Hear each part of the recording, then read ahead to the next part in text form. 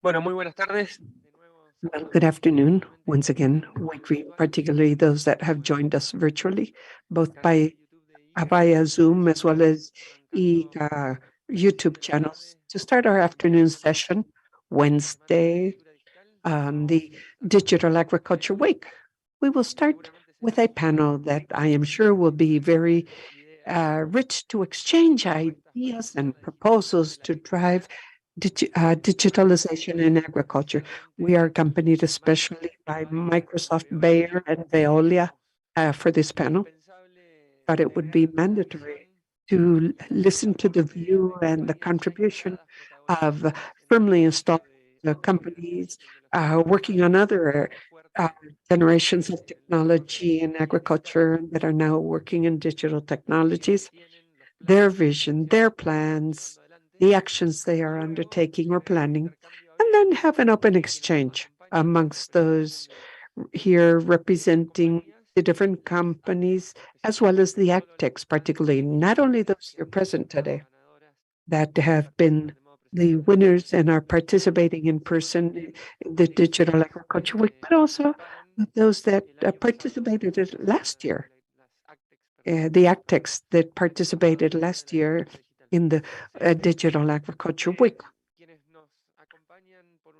On one hand, we have Herbert Louis, General Manager of Agribusiness for Microsoft Latin America. Herman, welcome. Thank you for being here. Manuel Perez, on the other hand, Director in person to my left here, Director Business Development for the Public Sector at Veolia, and next to him is Antonio Sainz Campos, also collaborator and part of the Veolia team. And lastly, representing Bayer, we have Beatriz once again here. Beatriz was here with us on Monday as business development. Excuse me, I was reading regional manager for value change at Bayer. And she is business development partnership lead. Jeremy Belardo, also with us. To start, Bayer and Microsoft have been working together. So they will tell us about what they are doing. And allow me to start by offering the floor to Herbert for him to begin with his presentation. Thank you. Good afternoon, everyone.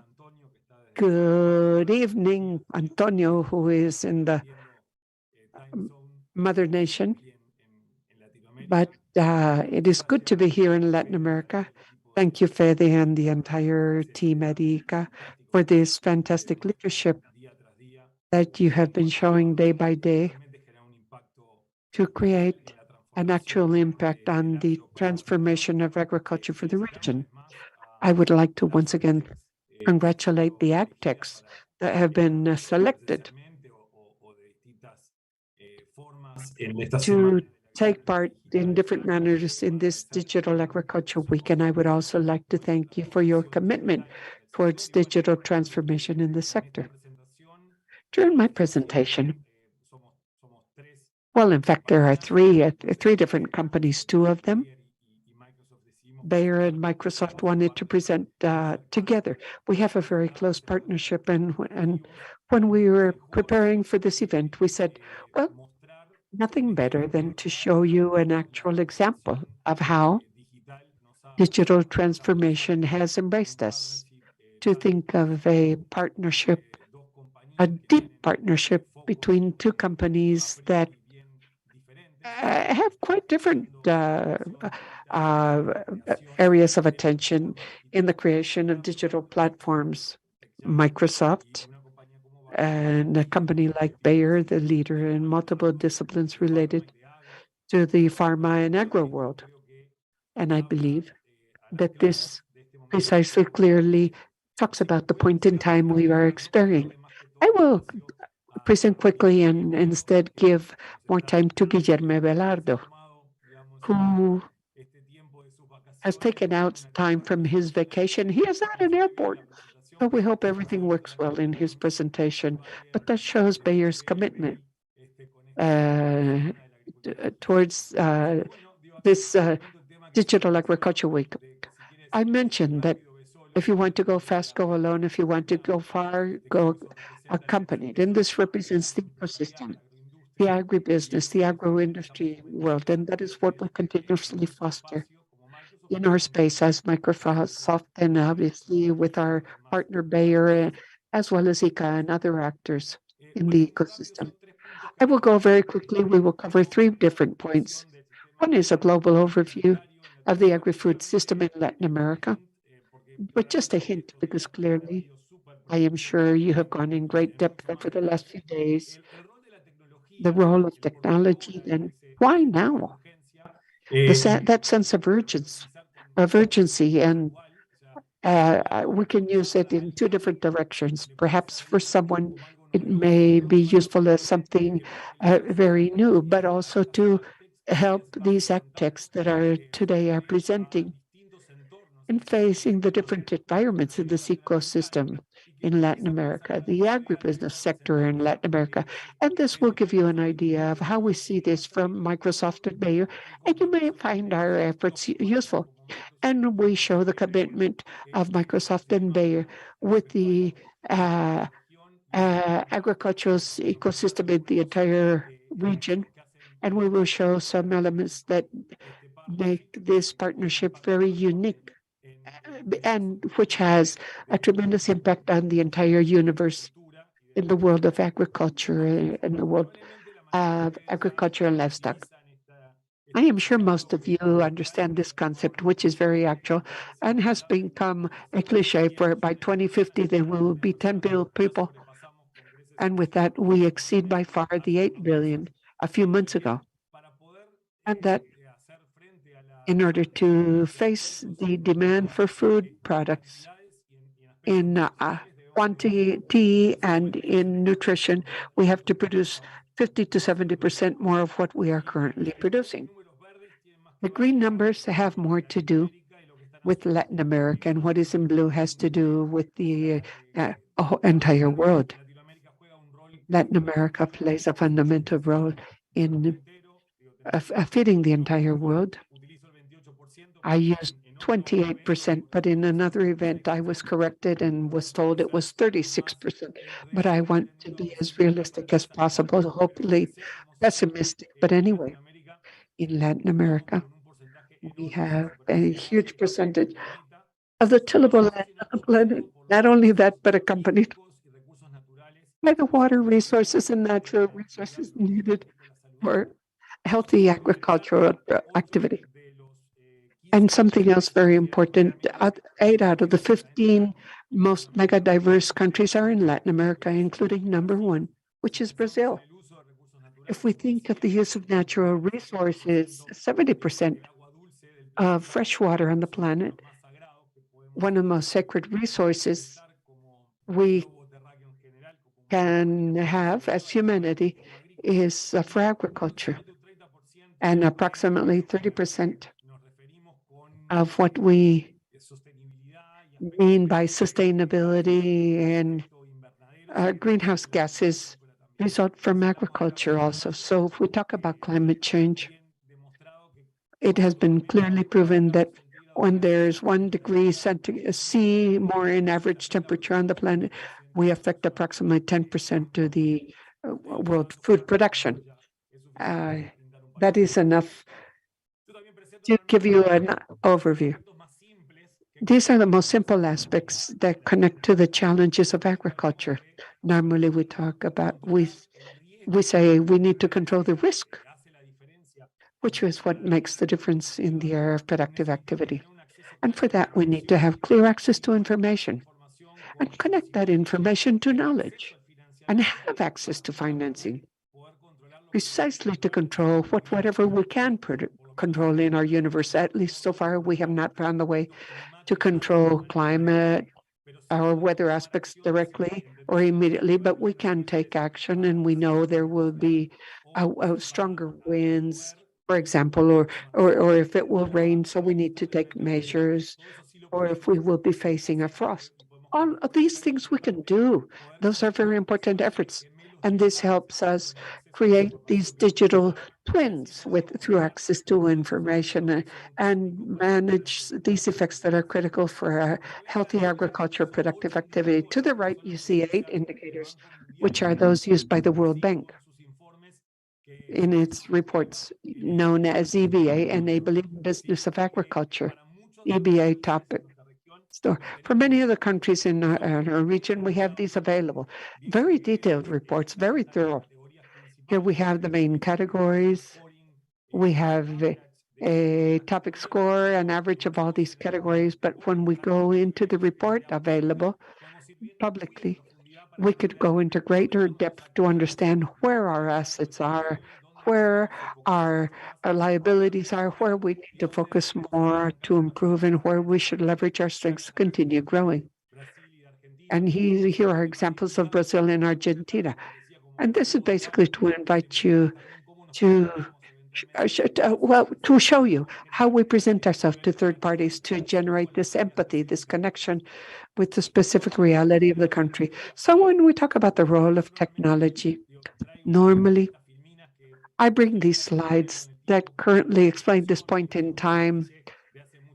We know that the overtime comes to each business, and that is exactly what is happening. And this is happening in the framework of this fourth industrial revolution. I'm not going to talk about details because ever since the World Economic Forum for the last 6 or 7 years, they have been talking about this. But it is worth highlighting some similarities and elements that explain this point in time. Normally, I bring the second industrial revolution and I connect it to the fourth because way back until the 1870s, the difference as to competitiveness normally was determined basically by the ability to generate electricity in an autonomous manner. Whoever had the possibility of having more electricity had the possibility of being a market leader. That came to an end when we started to consume electric energy in a democratized manner from the grid. And from then on, the difference was the most creative project, the tenacity of investors, the risk they run, if the impact they could have, how much they could expand the impact of their value proposition. And that same thing, if we go to the industrial revolution we are experiencing today, which is focused on digital transformation, well, the similarity today is democratization of access to opportunities. We have democratization of access to computer skills. And for me, this is what this digital transformation is all about. And in even more simple terms, what we mean to say is that for the first time in the history of humanity, we have the same technologies at the same price and at the same time everywhere on the planet. And this generates this opportunity and this challenge to embrace digital transformation. I bring this example, and I am sure that many of you participating in this are not about my age and do not know the Harrison Ford saga called Harrison Ford. There was a scene there of a cave where Indiana Jones has to go out running in a little car. And I always say that he never decided to exit in a car. There's just a concrete wall that was going to plaster him if he did not move. And that is what is happening to us today. If we do not move, that is not an option. Staying still puts it at risk to have a concrete ball, whatever format or shape it has, can trample over us. And this enables the 4.0 industry, which in the world of agriculture, we have defined as Agro 4.0. And definitely is a combination of multiple emerging technologies that enable precisely the possibility to fully change the way we use data and how we connect to our surroundings. Notice here, as an analog world in agro, on the farm, the fields, and this takes life in the digital world through emerging technologies. So now with artificial intelligence, one of the aspects that makes a difference in all this digital transformation, we can clearly explain this through a combination of disruptive technologies that begin to combine and in an iterative manner build changes that are very disruptive and transcendental for humanity. Artificial intelligence really, or we define it as the amplification of human creativity or the computing ability we can have in a surrounding which emulates the way the human brain operates. And if we go to that dimension, the calculator, an abacus is a device that generates calculations also with similar models. But at this point in time, what we have is an acceleration of response, particularly in artificial intelligence, thanks to the fact that, as I said, we have the computer skills that have zero barriers to entry and with an infinite scale and data proliferation. If you think of imagery, text, messages, WhatsApp, whatever, we see generation of data and algorithms that are ever more powerful and allow us precisely to be trained and have a better solution to our artificial intelligence solution. Let me speed up a bit. We see perception, cognition, vision, speaking, and in cognition, language, and knowledge. What is special here is that if the 2018 Microsoft had this human parity.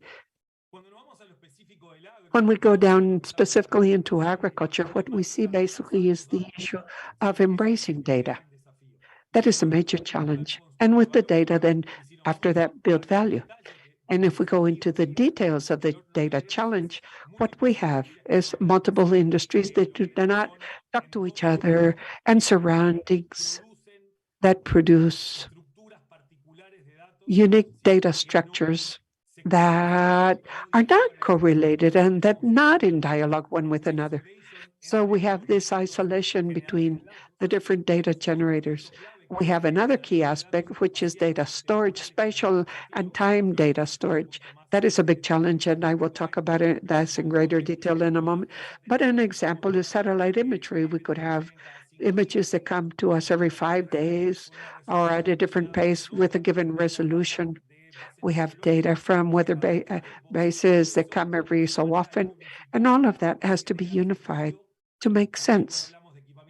When we talk about agricultural equipment, we may have 10 key players worldwide, each one in their own with their own data protocol. All of this adds to this need to overcome the data problem.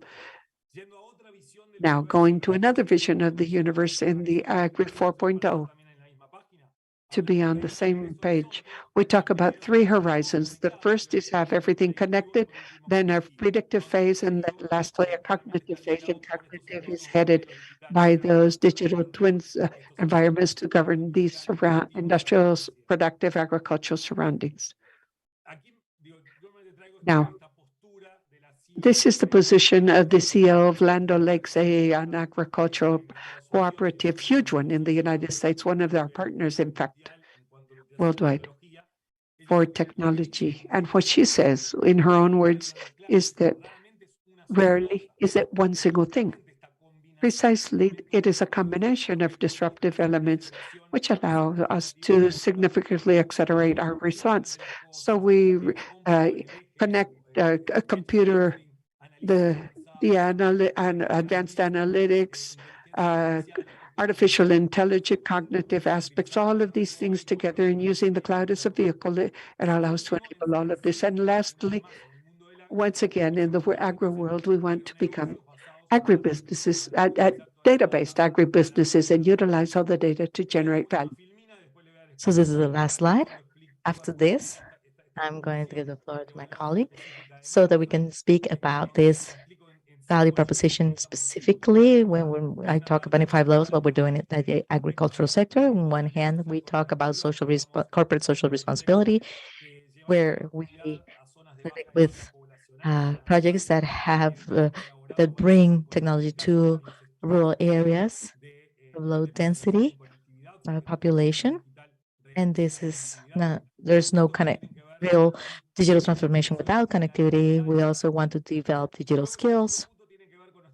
The second point has to do with the response from the engineering standpoint. And there, I'm just going to pause.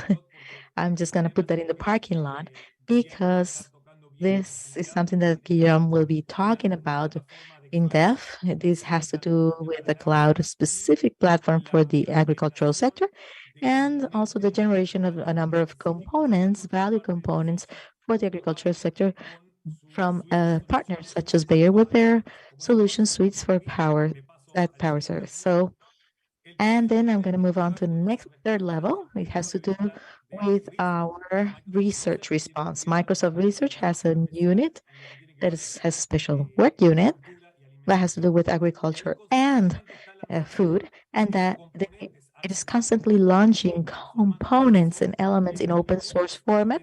Today, we have multiple components that have been uploaded to eCam for those who are developing projects as startups.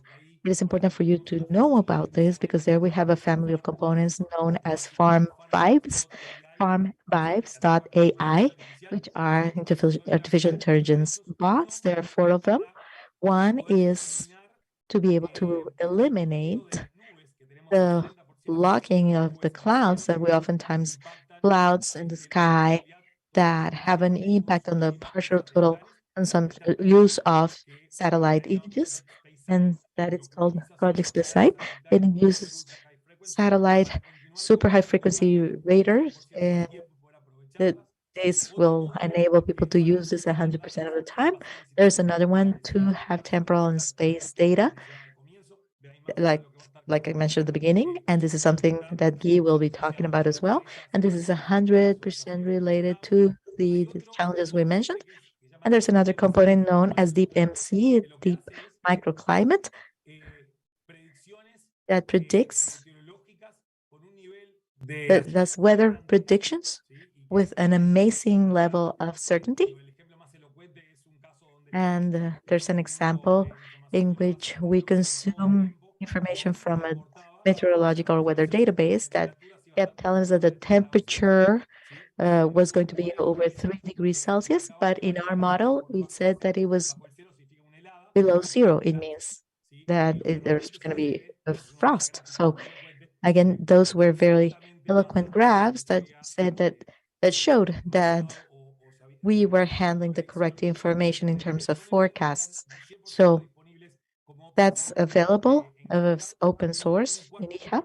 And there's a fourth component that is to generate what if scenarios of impact in greenhouse effect gases or CO2 to have better sustainability practices and be able to handle this upfront in the agricultural production sector. And the fourth level has to do with what we call digital native companies, all of you. And so we have a company of native digital agriculture that are focused in the agricultural sector that we call it DNA, so that we're all part of the same genetic code, that we can share this systemic system and model. But it is also an acronym that knows at Tech Digital Networks. And this is the basic, we have the Founders Hub to start with, where we give $150,000 as credit and other elements of service in the cloud for the consumption of that startup, and also architect hours so that you can understand clearly how to minimize the time for programming, maximizing some artifacts and components that are already available in a resilient business architecture. We also help you with certifications in our marketplace so that you can generate granularity with our commercial teams so that they can generate a real impact in the transformation of agricultural sector using our own channel that has been consolidated as a business. So there's much more to say, but I have to give the floor now to my friend Guillermo. And lastly, we have a partners structure that is quite solid worldwide. This is one of our flagship elements. It is known as global system integrators and local and regional system integrators and ISVs that are usually companies that can be digital native and then maybe then progress and consolidate themselves. And what we do is embrace all this and turn it into real value for agricultural production.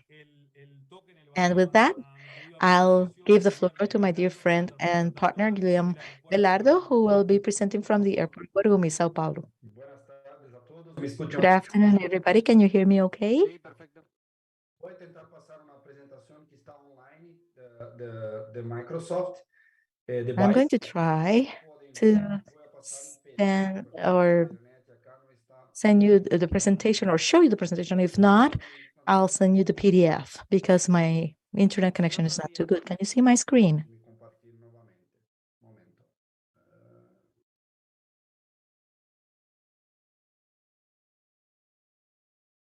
Compartir.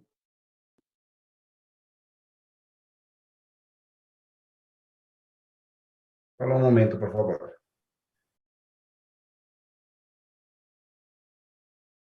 One moment, please.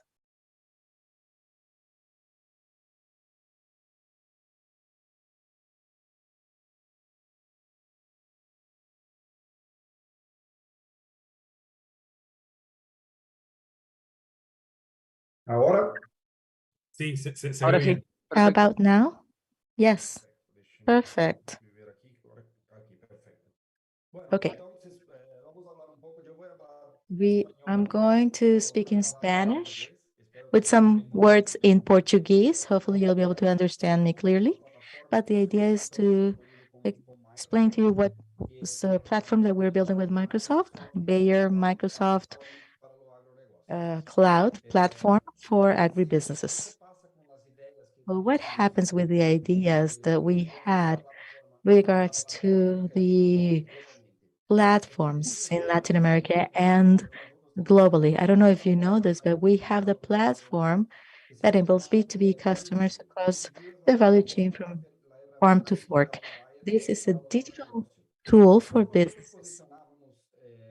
How we position field of view up to 2 months ago in this platform is that field of view is the platform, digital platform for the agribusinesses for agriculture as a whole. So what we saw during that time with field of view in Latin America for the past 6 years is that what we saw with field view, only with Bayer, we didn't have the technical capability to do the development. We didn't have the necessary engineers to do the developments, and we didn't have the necessary money to do the developments.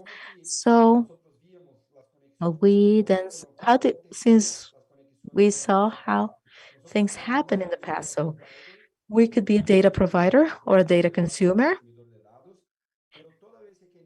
And every time we wanted to connect field of view or Bayer directly to the platform, we had to do the necessary connection of the apps one by one with each of the different farmers that wanted to get connected, like the one here. So we have the connection with a center. We had a specific app with another center, another conversation with startups. We have another app. And so we said that this would take a lot of time, money, and engineers that we didn't have. And so Bayer connects to Microsoft with Microsoft. And why Microsoft? Because Microsoft had already done this in the platform in agriculture. It was doing the same with the automobile industry, pharmaceutical industry, with the governments of the US. So Microsoft already has experience to do this type of development of the different connections of apps.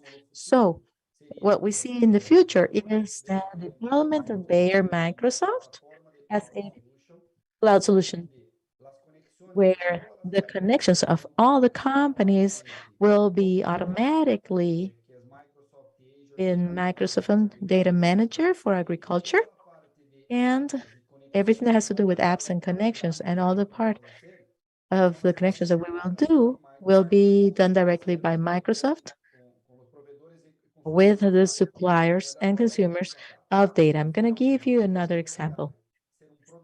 So let's say you want to supplier, a data supplier, data consumer, or provider and consumer, you will connect to Microsoft, and Microsoft will do the connection and the development with the other platforms. Same happens with John Deere, 100H, ACO, Yapto, Startup. These are all different agricultural companies. They will do the connection, and Microsoft will do the standardization of data. That is, a company sends the information by tons per hectare, the other one sends it in by acre, and the other one sends it in kilograms by meter. Well, Microsoft will organize the information so that it's going to be much easier to interpret and join the data. And what would be the benefits that we see with this platform? Well, first of all, is what we have that we have one-stop shop. That's the only place where you will can buy and supply data. So this becomes a marketplace for APIs to have access to data and digital solutions. They also manage to have a better development of enhanced interoperability of data that makes them easier to use based on Microsoft's capabilities. It's going to be easier to deploy and use the data as a whole because we have the data organized in a single platform and connected with all. Then we also have a resource efficiency and accelerated innovation for the development of companies and connect with other companies. This accelerated innovation also happens because the platform allows for these business models to occur much faster and ready for the capabilities that we need. Now, the second point that I wanted to share with you is how will this platform with Microsoft work, the Bayer Microsoft platform. So this entire platform is developed over Microsoft Azure. And this Microsoft Azure is for agriculture, data manager for agriculture. This platform is fully Microsoft. Bayer will develop what we call the AG powered services, which are digital products based on the informations that we have in different places, like the development of products, uh, market development. So we have many data from the products that we can improve, and we can improve the algorithms to develop new APIs and other services. But the best thing here is that the benefits are available for the entire value chain. Why do we talk about the value chain? Because we have the companies that are ready to have the data associated, organized. Then we have those who want to share or consume the data have the ease of receiving data that have been organized and with better algorithms with the companies that have joined, like the startups, and also the consumers and consumers of the products. Because, for example, we can have an assessment of the entire value chain of the product all the way down to where the product arrives to the end consumer. So let me give you two examples here. Two examples here. We're working with Heineken in the Netherlands. And what are we doing? Heineken wants to have a beer that is 0% carbon, with a 0% carbon footprint. So the interpreter apologizes. The connection is cutting up. Yes, we lost you momentarily. No, but you're back. I apologize. My internet connection is not the best. So, how do we manage to accompany them? Well, we have another company jeans, de camisetas e calça of jeans T-shirts from the US that also wants to have the accompanying through the entire production of cotton, all the way from the production to the delivery of the product to make sure that it is sustainable and with no carbon footprint. And so we can accompany them in this sense. So how does the platform works? Technically speaking, the first point is that the entire platform of Microsoft Azure and the Cloud Foundation is that pretty much Microsoft Azure. And it all has to be based in this Microsoft Cloud. So if you want to share data with the platform, you can have AWS, Google Cloud, and any other cloud solution. And it's possible then to share the information. But for you to do the development, it's easier if you use or if you based it in Microsoft Azure, for sure. Then we have the agri-data services. What are agri-data services? That is how we connect the data that are in the field nowadays together or with Microsoft's platform. So today we have some data connected from satellite imaging. We already have the L2A, L1C connected, and we're speaking with other companies as well. Then the equipment data from John Deere, Hillview, 100H. So we're connected, they are already connected to Microsoft's platform. The weather data as well, IBA, Azure, weather, and Q&A. So or NOAA. So we have all this information. We have the sensors. We have the data that is being developed in of companies that do lab tests of the soils. And we are linked to that. And Microsoft will do the data model of the data and also will also do the data authorization, the part of data security. Because Microsoft can do the entire connection of data B2B that are willing to do this connection. Then Microsoft will do what we call the analysis ready data sets, then the Power Apps, that is artificial intelligence, Azure EML, Azure Synapse, and other products that will be developed in Microsoft. Bayer will do on top of this platform what we call the Bayer AG powered services. So we have for tests, concept tests, some satellite images and images and insights. We also have the use of water and crop water usage maps. It's available today to be done. We have also the growing degree days, and we have 8 new products that are being developed and will be ready towards the end of the year. The best of all this is that all the companies that are interested in doing this connection will be able to use for free today all of the different AG power services provided by Bayer. So we have the ISV's ecosystem, is independent software vendors that may do the sale of their products, which is within the ecosystems. So, for example, we are talking in Latin America about with Mosaic and Ara. So they have products of nitrogen that are advanced projects that can do a development on top of Microsoft's platform and totally connected with Microsoft and Bayer. And if they don't want to do the connection here, they can do the connection automatically with other products. That's not a problem. But what is going to happen is that they'll do the development of these things and they'll use this infrastructure that is needed. And what we see here for startups is an amazing opportunity to be able to develop new products as independent service vendors and software vendors that will give them an opportunity to connect with other companies.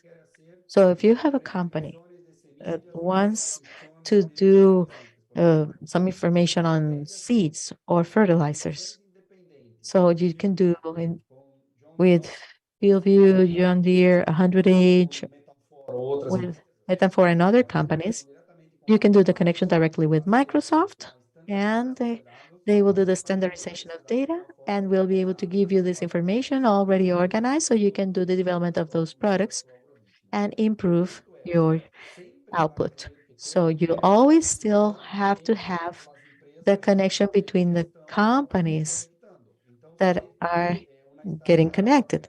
So if a startup wants to have John Deere's data, there's got to be an agreement between the startup and John Deere for this data to be shared. It is necessary for this to have a direct connection through a key that is released to Microsoft so that they can share the data. Eso es básicamente como So this nosotros is basically the way we see the platform.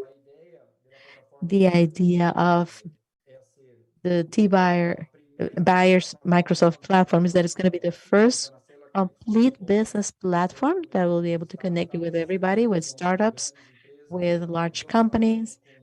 We talked with a number of companies in Latin America in the past 30 days, and we have been talking to machinery, commodities companies, and specific companies, startups that are interested in doing these developments.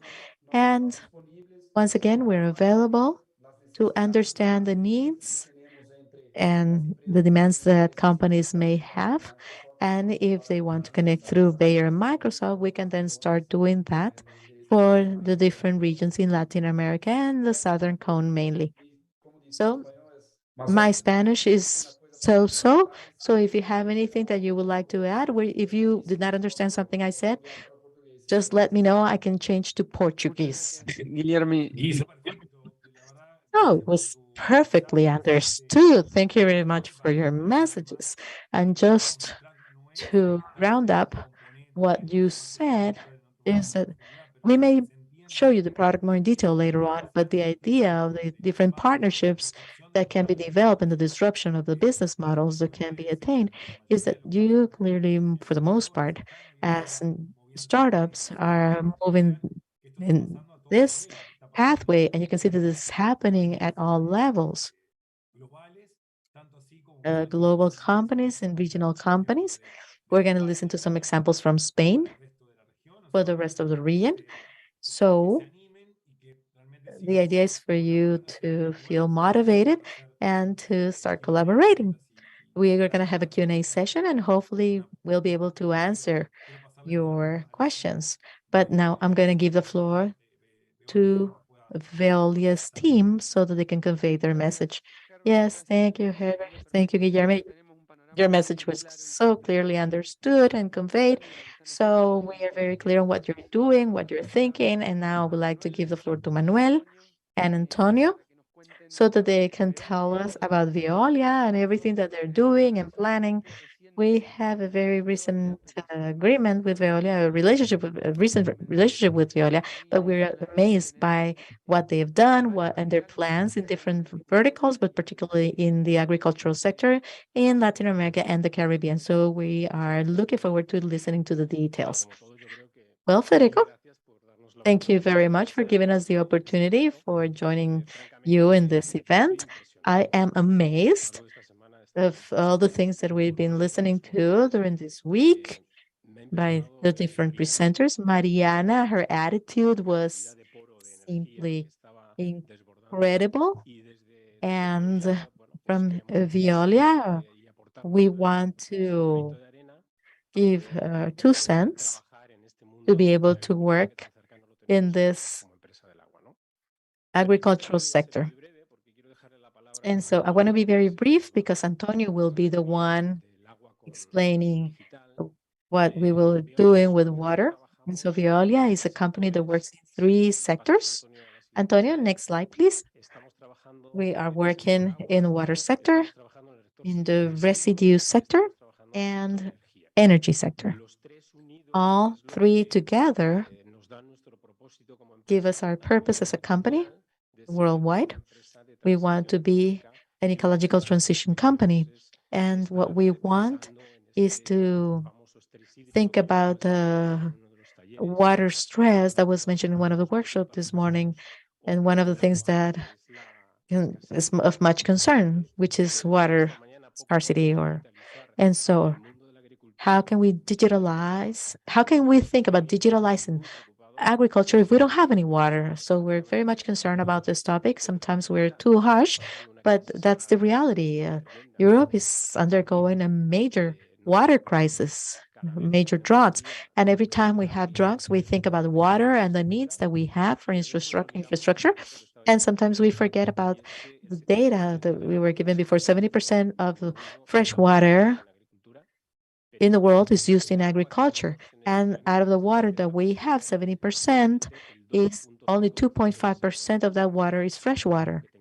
So if, even though we may have some salty water that you can use, we have to work on it big time. So as some major figures, we worldwide. We pretty much make around 42,000 million or billion, 42 billion euros. And I'm located in Barcelona, and this meant that one of the new strengths that we have in Veolia is that we have around 42% of this business of the water world, and therefore the agricultural world. So yesterday and today I've heard about action, maturity, capital, venture capital, water scarcity, infrastructure, digitalization, reuse of industrial water, investment, training, communication, of doors to enter certain businesses, enter to offices in places where we're not located. So I would like to conclude with my presentation with this slide, which is our flagship slide that shows what we do. So here, any of you can see yourselves in this image, and what we're doing from the moment we capture the water all the way to the oxygen in the air in a city, and the capturing of water for agricultural use, the aquifers to be able to deal with this double reuse of water that we need to do based on the scarcity. We are working with Monterey, and you probably all have heard that Monterey became one of the cities that had the biggest problems in terms of water. So we are trying to change the reuse of water from wells to surface water so we can purge the residue water and return it to the agricultural sector with a much better quality. And therefore, we're still trying to be the company that is close to the public organizations and agencies and close to farmers. So, Antonio, let me give you the floor, and we'll continue with this presentation and what we're talking about in terms of agriculture. Muchas gracias, Manuel. Yo, bueno, como continuación de la In continuation of the presentation, on this side, I'm not going to affect too much on how climate change affects agriculture because it's in a forum of experts. So I do not think it is necessary to dwell on this any further. Our colleagues from Microsoft and Bayer have mentioned that we are experts in water supply. We are in a project providing water in all 5 continents. For more than 15 years now, we have been monitoring agricultural operations in all 5 continents. And aside from the obvious problems that we see day by day in fewer harvests, pests, a depletion of aquifers, an increase in temperature, there is a second line that I would like to focus on right now. This is a modification, a change that significantly affects whatever decision we may make today. And that is the displacement or movement that we see occurring in the different geographies. There are summers and winter, summers that feel like spring, and spring that feels like for autumn. And all of this shift leads to a modification in decision making, a significant change in decisions. For example, on a corn plantation, to sow a few days before or a few days later may mean 25% difference in production of the entire crop. Yes, because the thermal soil conditions are different at different points in time. So all of that prevents me from using the same management measures year after year. I have to continuously adapt to the conditions. So the problem is clear: less water, more population, less land, changing stations, and that forces us to make decisions right now, and that affect the entire future of the campaign. So how do we fix that problem? How can we solve it? What solutions are we applying now, or what is our grain of sand in this global perspective? Much has been said about data. Data in themselves are useless. What is useful, however, is the information obtained from interpreting data within their context, and that is very useful. Obviously, the next chain, a link in the chain, is the possibility to learn. And that information, that context, allows me to take earlier decisions or make earlier decisions, and this can lead to a difference between consuming water at X level or X minus 30%. So, and those are just examples to see it in a clearer manner. There are many systems that allow to monitor.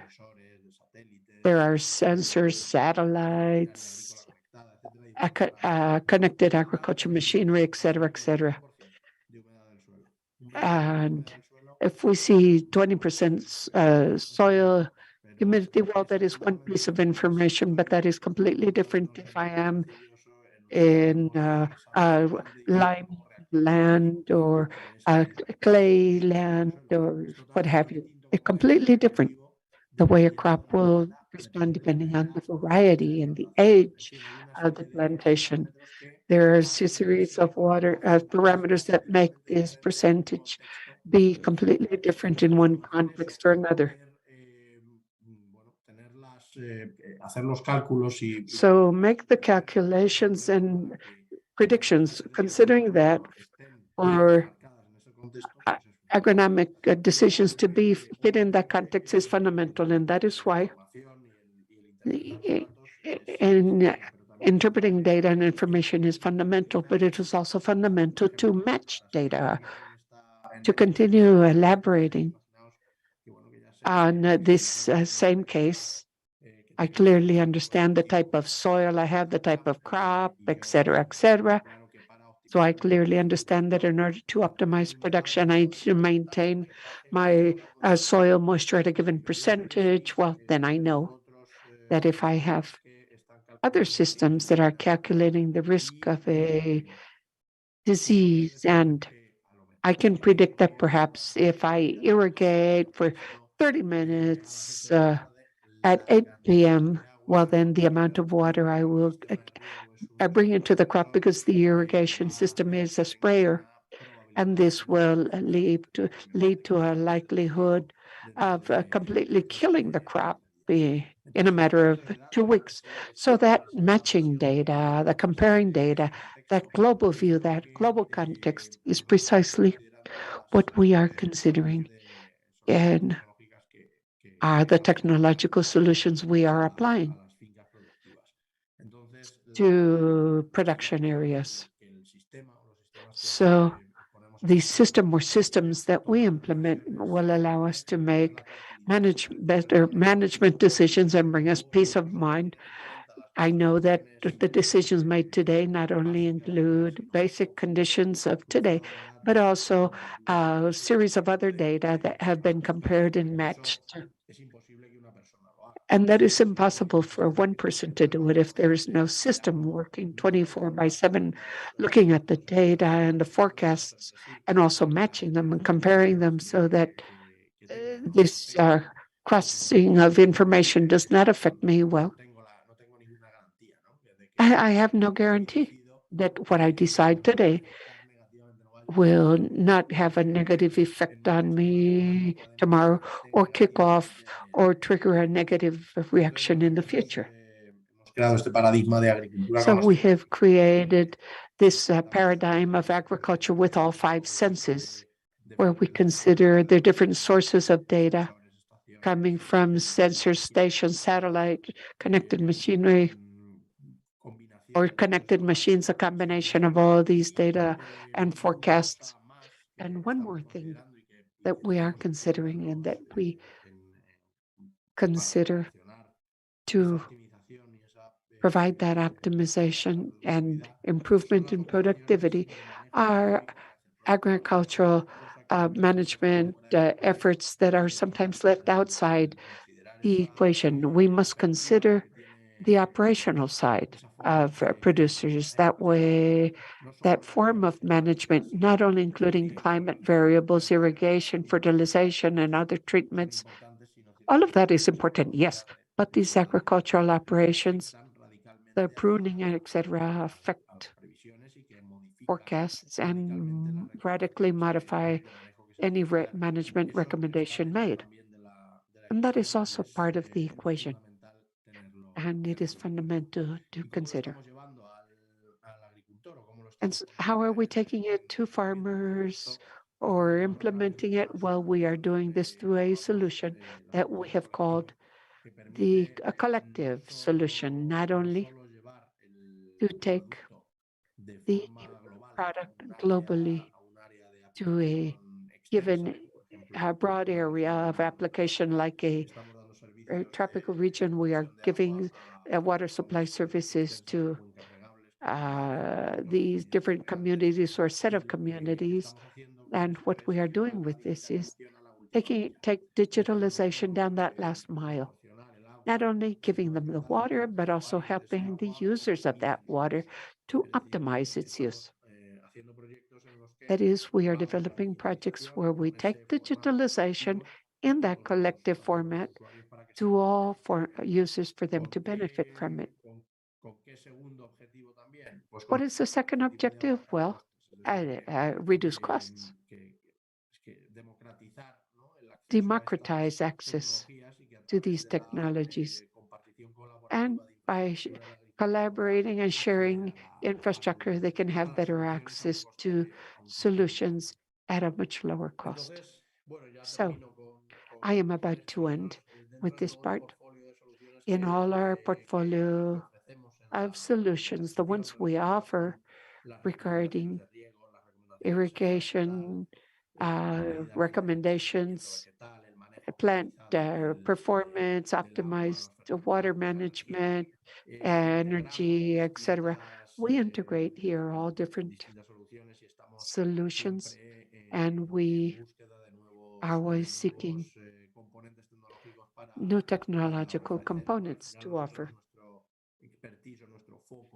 so that our expertise or focus is not the surface itself, but improve water resources and the optimization of its use. So we want to learn more about the solutions that the companies have been giving over these last few days at this forum, and we are wishing to test the systems that we have been hearing about. So our objective, after all, is we want to optimize water and its use. And that is what we are doing. And with this, we hope to continue improving productivity and sustainability of agriculture production. Thank you very much, Antonio. Thank you, Manuel. I believe we have a lot of information on the floor to begin an exchange, but we wanted to add one more element before we open up to questions and comments. And this comes, Ricardo, could you allow me to share my screen? This comes from a brief survey we made among the rest of the countries, the rest of the entrepreneurs that are here in the meeting room. Okay, here we go.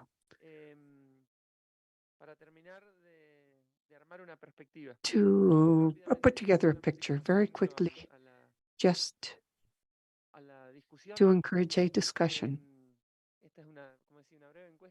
This is a brief survey of all ACTECs present here, plus those that participated in the Digital Agriculture Week last year. There are 15 different responses, 30 ACTECs. So, well, we have about half of them very good response from different countries of origin, more than 6 countries last year, more than 9 this year. But this is basically to show you there are different countries of origin. The first thing we asked was, what producer profile or farmers do you do you as ACTECs work most with? This was a very simple question at 3 different levels, basically small farmers, middle-sized, and large farmers. And we came across this. Well, the majority, almost 50%, is interacting daily, offering digital solutions to middle-sized producers. But we also feel it is interesting, and we have not had much time to process this because they just answered a while ago, focusing on small producers on one hand and larger on the other one. So there are different scales here. There's no segment of producer that is not the focus of attention of someone. And the other thing we asked, what, from their viewpoint, trying to get someone to use their solution because that is what they, that is their raison d'etre. When they try to place their solution, what excuses or limitations do they come across in the farmers? Well, you say it says 28 responses, but there are 15. Yes, this one has 28 responses, 15 ACTECs this year and 15 from last year. For a total of 30, and 2 of them did not respond. So that is why it says 28 responses. Coming back to this, arbitrarily with the team, we defined 5 different levels. From non-digitalized, that is, they do not use anything, no telephone, no computer, much less apps, to very digitalized, which was basically they are digitalized end-to-end, both themselves as well as the companies they work with. So several have been mentioning that the vast majority, almost 61% of them, believe that the farmers they interact with are very little digitalized. Very little is that they partially use simple digital solutions, market information, for example, weather information, and period. And 21% at an intermediate level. We have more than 80%, 82% in fact, with a digitalization level which is either very little or intermediate. Very few are digitalized. So basically we're at in diapers. 2 more things that can feed this discussion. On one hand, we were asking about the barriers they most often come across to incorporate digital solutions. The one that stands out the most, we asked them to prioritize, but we asked to select 2 to prioritize, 2 elements to prioritize. So the one that received most vote is the lack of skills or abilities. That was mentioned several times, as followed by the lack of interest of farmers or the lack of trust in technologies. And in third place, just to mention the 3 most commonly used with limited financial resources or limited resources to purchase or have access to digital technologies. Lack of connectivity appears here, but it was not as significant. A lack of incentives or policies that appeared, but not very strongly either. And the last thing we were asking about, and I believe this is the link that will serve to discuss with our visitors today that have extensive experience in the sense that they want people to use their solutions or services is that we asked the actors, who would you be most interested or a greater need to link with to move your development and use digital solutions? This was briefly mentioned a while ago, but we see that ACTEC say that their priority is the need to connect to large agro and technological companies. Evidently, there is an interest, a need that is not concrete. Perhaps then our discussion, we could focus on that, followed then by producers' organizations, and we have representatives here in the room. Investment funds, venture capital in third place, and then academia, institutes or universities. Now, to put some more information on the table, let us now start with this exchange of views. As we have said, please raise your hand. Try to be as concrete and straight to the point as possible so that we can maximize the number of people that add to this discussion. The first volunteer is Herbert. Go ahead. Yes, very briefly. Very good data, in fact, two reactions now. The simple surveys like this give more data.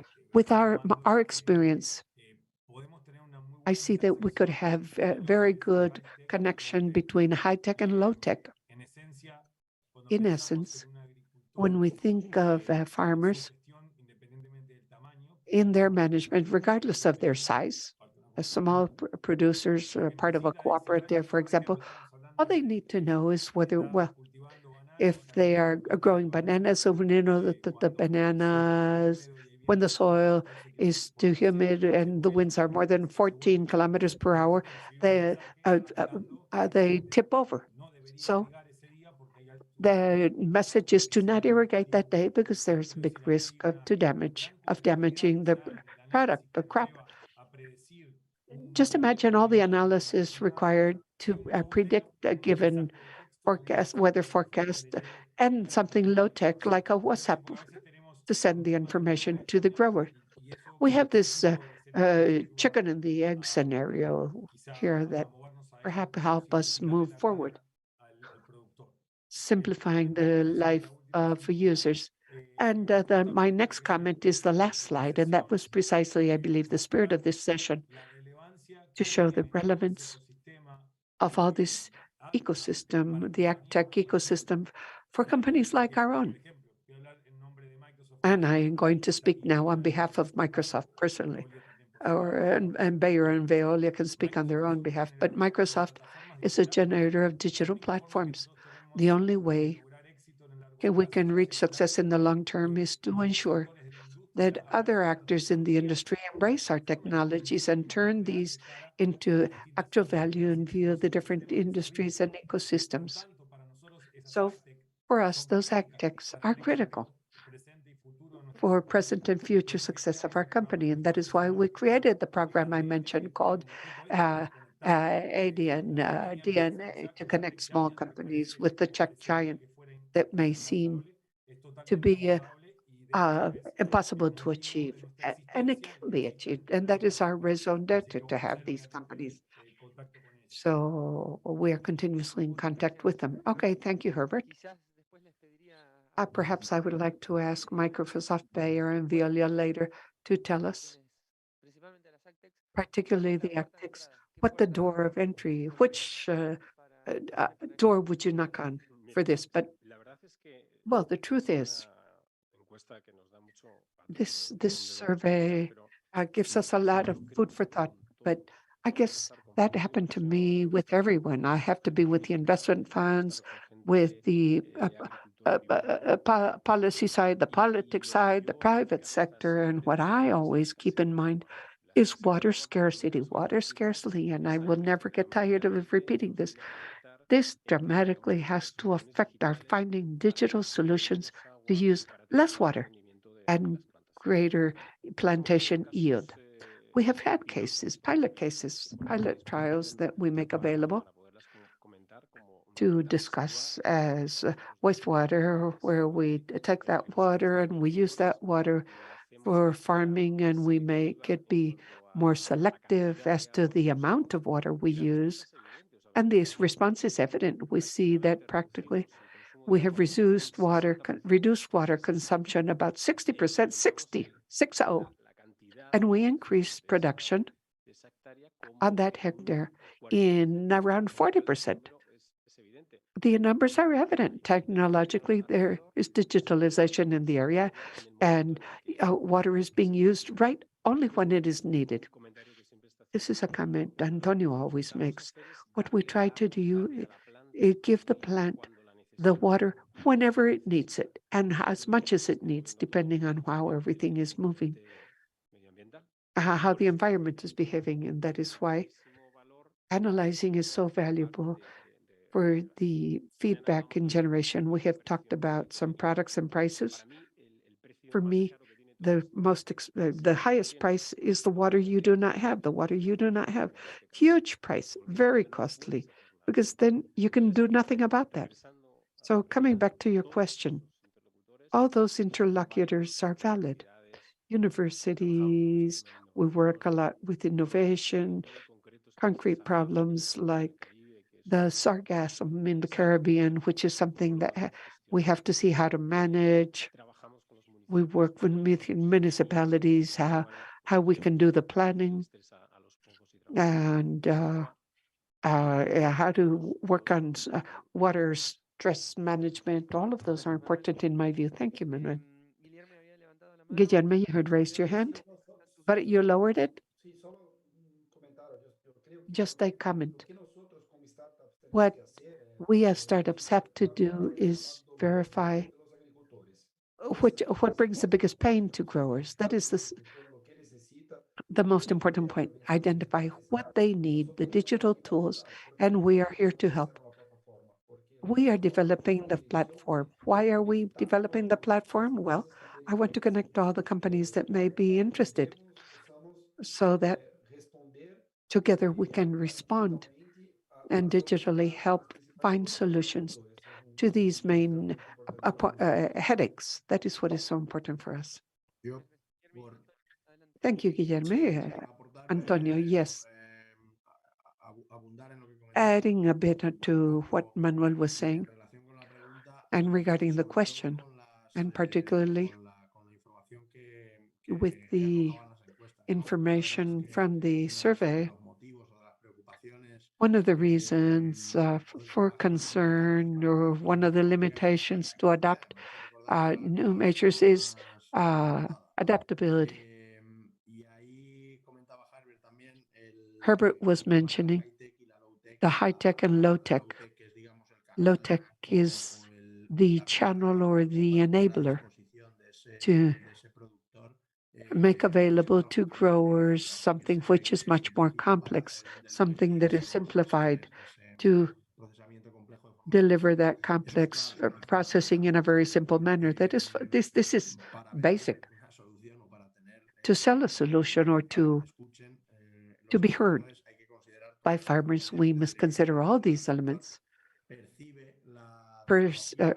Farmers perceive technology as something very complex and that they do not trust it because they have tried it in the past, very likely, and it has not given good results.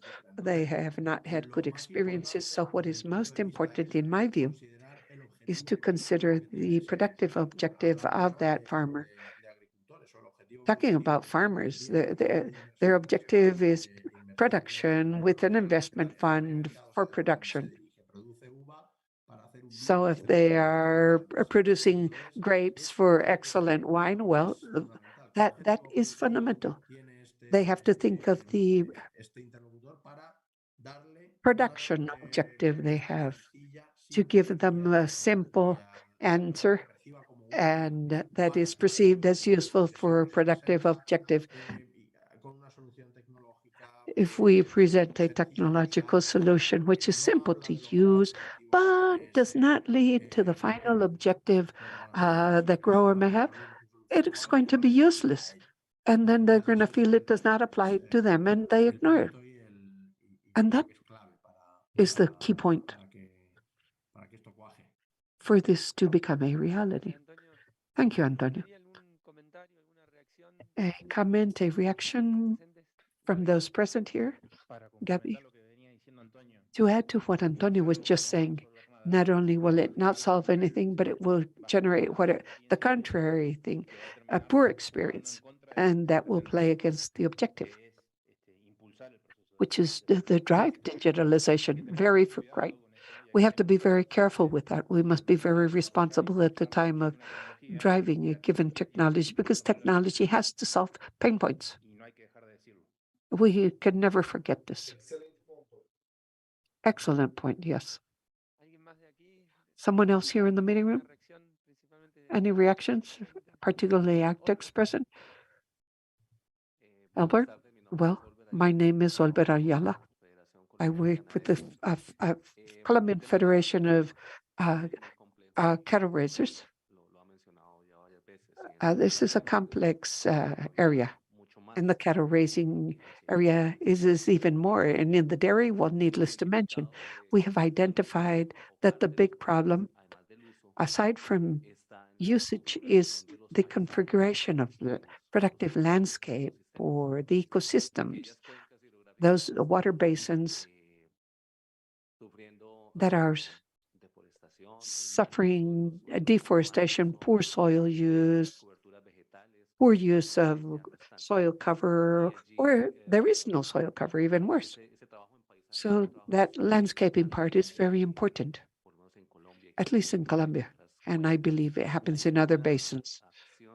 Is there any action you have to address this in connection with digitalization? Thank you. Yes, of course. Well, evidently, manage a water basin is something that many countries lack, and that is one of the major problems we have to face. Those of us that work in the water world day by day. 2.5% of the water is the planet, which is 70, and only 2.5 is fresh water. So we have digital actions to reduce the performance percentage. We have the cubic meter that we capture against the cubic meter we deliver. And there is a loss that we must digitalize, and we try to reduce this as best as possible. There are water systems that have 30–40% positive management. The rest is a loss. Out of every 10 cubic meters, 4 are the only ones we are delivering in the end. So digitally, we work a lot on this, and we work in forests, how to develop plantations around us in the cities. And that is why Veolias, on that aircraft carrier we saw before with the flagship and then services we have all three sectors together, water, energy, and wastes of residue, because everything we try to reuse to be ever more environment friendly in the world. And something else very small, governance is a big complication in the landscape in the world, because it belongs to no one, but it belongs to everyone. Is there any plan for governance in that area? Well, one of the points in the survey was for politicians, and those politicians precisely are the ones that lead or generate governance, not only in digital terms, but also in the cash sense. They must make those investments in infrastructure for us to invest in this future decades and those of thereafter. So politically, this is a point of convergence, and there are political actors that definitely have to join entities like ICA. Thank you, Manuel. Stanley?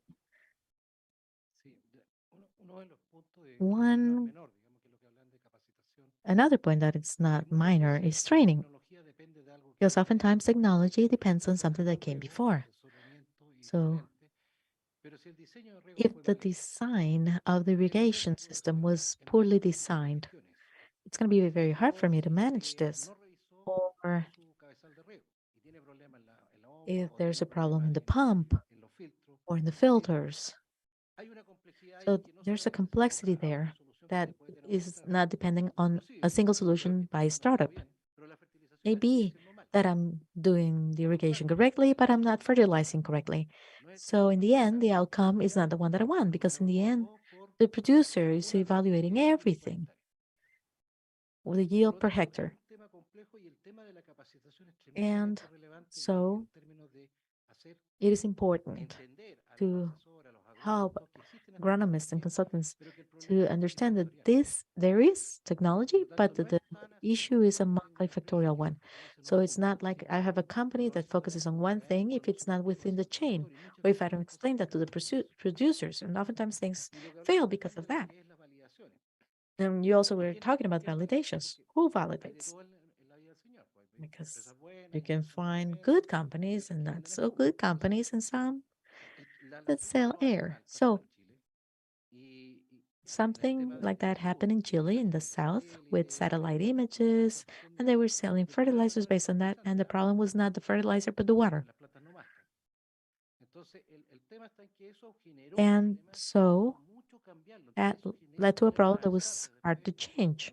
That was a problem for a startup, and there was some major costs were incurred in trying to fix that. So we need to see how we act together to break this free from these paradigms and problems. And training is key, but where? In order to train this at the university level, we need labs, we need professors, we need practical experience. From where? So in a collaborative space, that can be a bit more attractive. So things are much more complex than just one factor. And that's where we get digital data and all these platforms. So connecting the data, that is key as well. Excelente, ¿no? Remito de nuevo a la Yes. encuesta. Let's go back to the survey. Todos de estas encuestas estaban hablando de universidad. Some in the survey talked about the university. Yo creo que hay una buena mañana And con I la think Universidad tomorrow de we're going to Córdoba. have a good morning with the Está University of trabajando Córdoba in mucho Spain. tiempo en una They universidad have española been agrónoma que working tienen bastante and potencia en generar este tipo generating this type de of conocimiento y de knowledge profesión in para their los agronomy estudiantes, ¿no? school Pero coincido for plenamente their con la students. So calificación I do institucional believe que the es training necesaria is para que key. It's tengamos a las major bases sentadas, factor, and it's pero important for it to darlas be in writing so that we can cuando nos implement dediquemos that a trabajar. after our days here together. So training must have another evolution in the format, a more digital format. Most kids don't read anymore. So it's got to have a different way to approach people and that it can also be scaled up. Camila, good afternoon again. And just to give Microsoft and Bayer the opportunity to say something, I don't want them to feel left out. So I have a question for you. With regards to the platform that you developed. It looked as a very ambitious solution. And so you said that producers and consumers will benefit from this platform. Can you elaborate on that, please? On what would be the role of producers there, how they'll benefit directly from that in terms of the access to information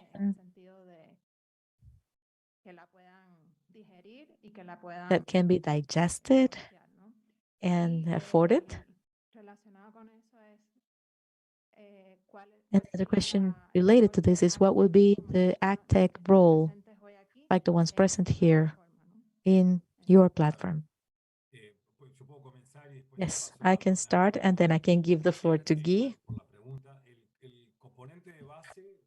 The basic component with the industry-specific cloud is Magma, Microsoft Azure Data Manager for Agriculture. And at its core, we have trying to answer the problems that you find in the universe of agriculture and try to solve their problems and generate this suite of connectors that will allow them in a simple way to have access to the data. So you have, let's say, satellite images, and you have information from weather stations and other IoT sensors and the Internet of Things. And you have information from weather, from different suppliers, and drones with multispectral images and information on vegetation. And so you have all this data. All this data is hard to harness. So the first objective is to join and gather this information in a comprehensible way. Then the management of this data to come to the point where we defined as ARD, analysis ready data. And that's a difficult job because the power we need to standardize this data in every single sense and try to generate a digital twin is not easy. And then we have a whole universe of connections with these agents that generate a specific value in terms of knowledge and services. One example of this may be Bayer with their components that are called Act Power services.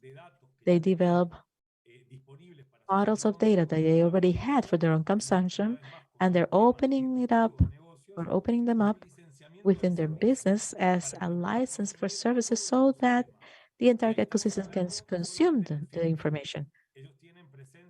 They have presence in 23 countries, 220 million acres of data from multiple crops, mainly extensive crops, that have been transformed into a value in those modes.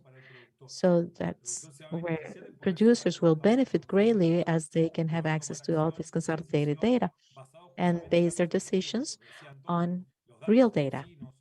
Because as Antonio was saying, data on their own by themselves are worthless. If you read a newspaper and you don't understand what the newspaper published, well, why did you buy the newspaper? But the idea is to get the data and turn them into intelligent, smart data that may be understandable.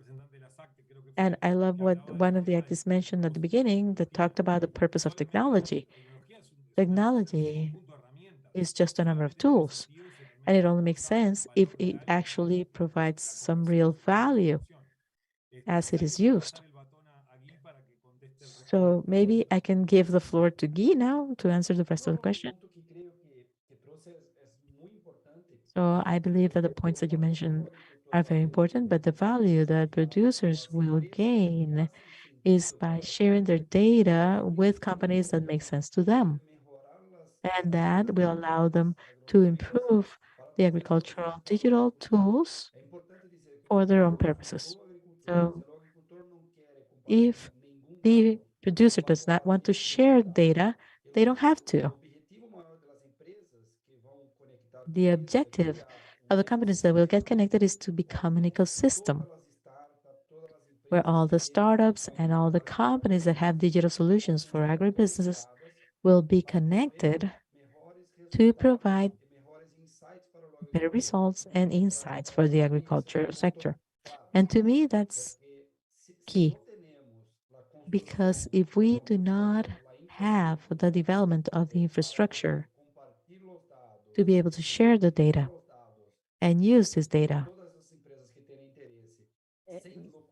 from all these companies without the consent of the producer, well, producers have to consent to share the data.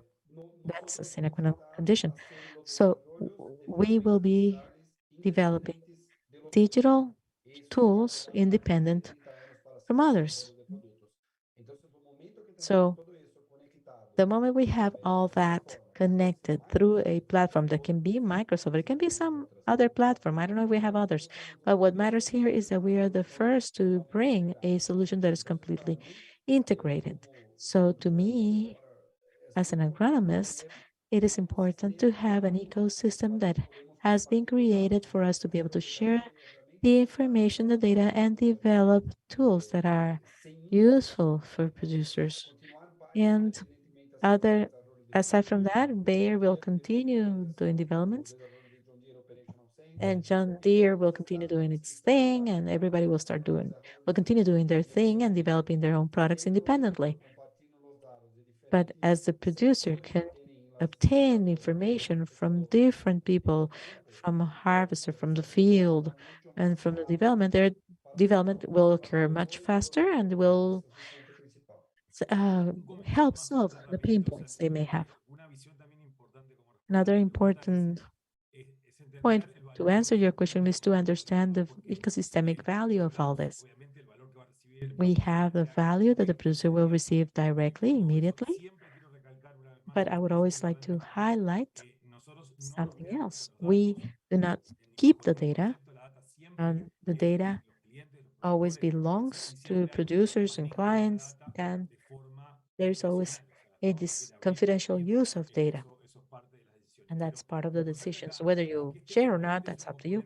And so this is a B2B component that connects with the rest of the players in the ecosystem, particularly AgTechs, producing specific value and knowledge.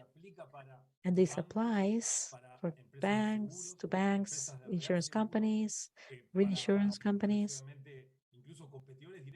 and even direct competitors of theirs who are approaching us because they want to leverage the value of what is being built there so that they can develop their own specific value based on that.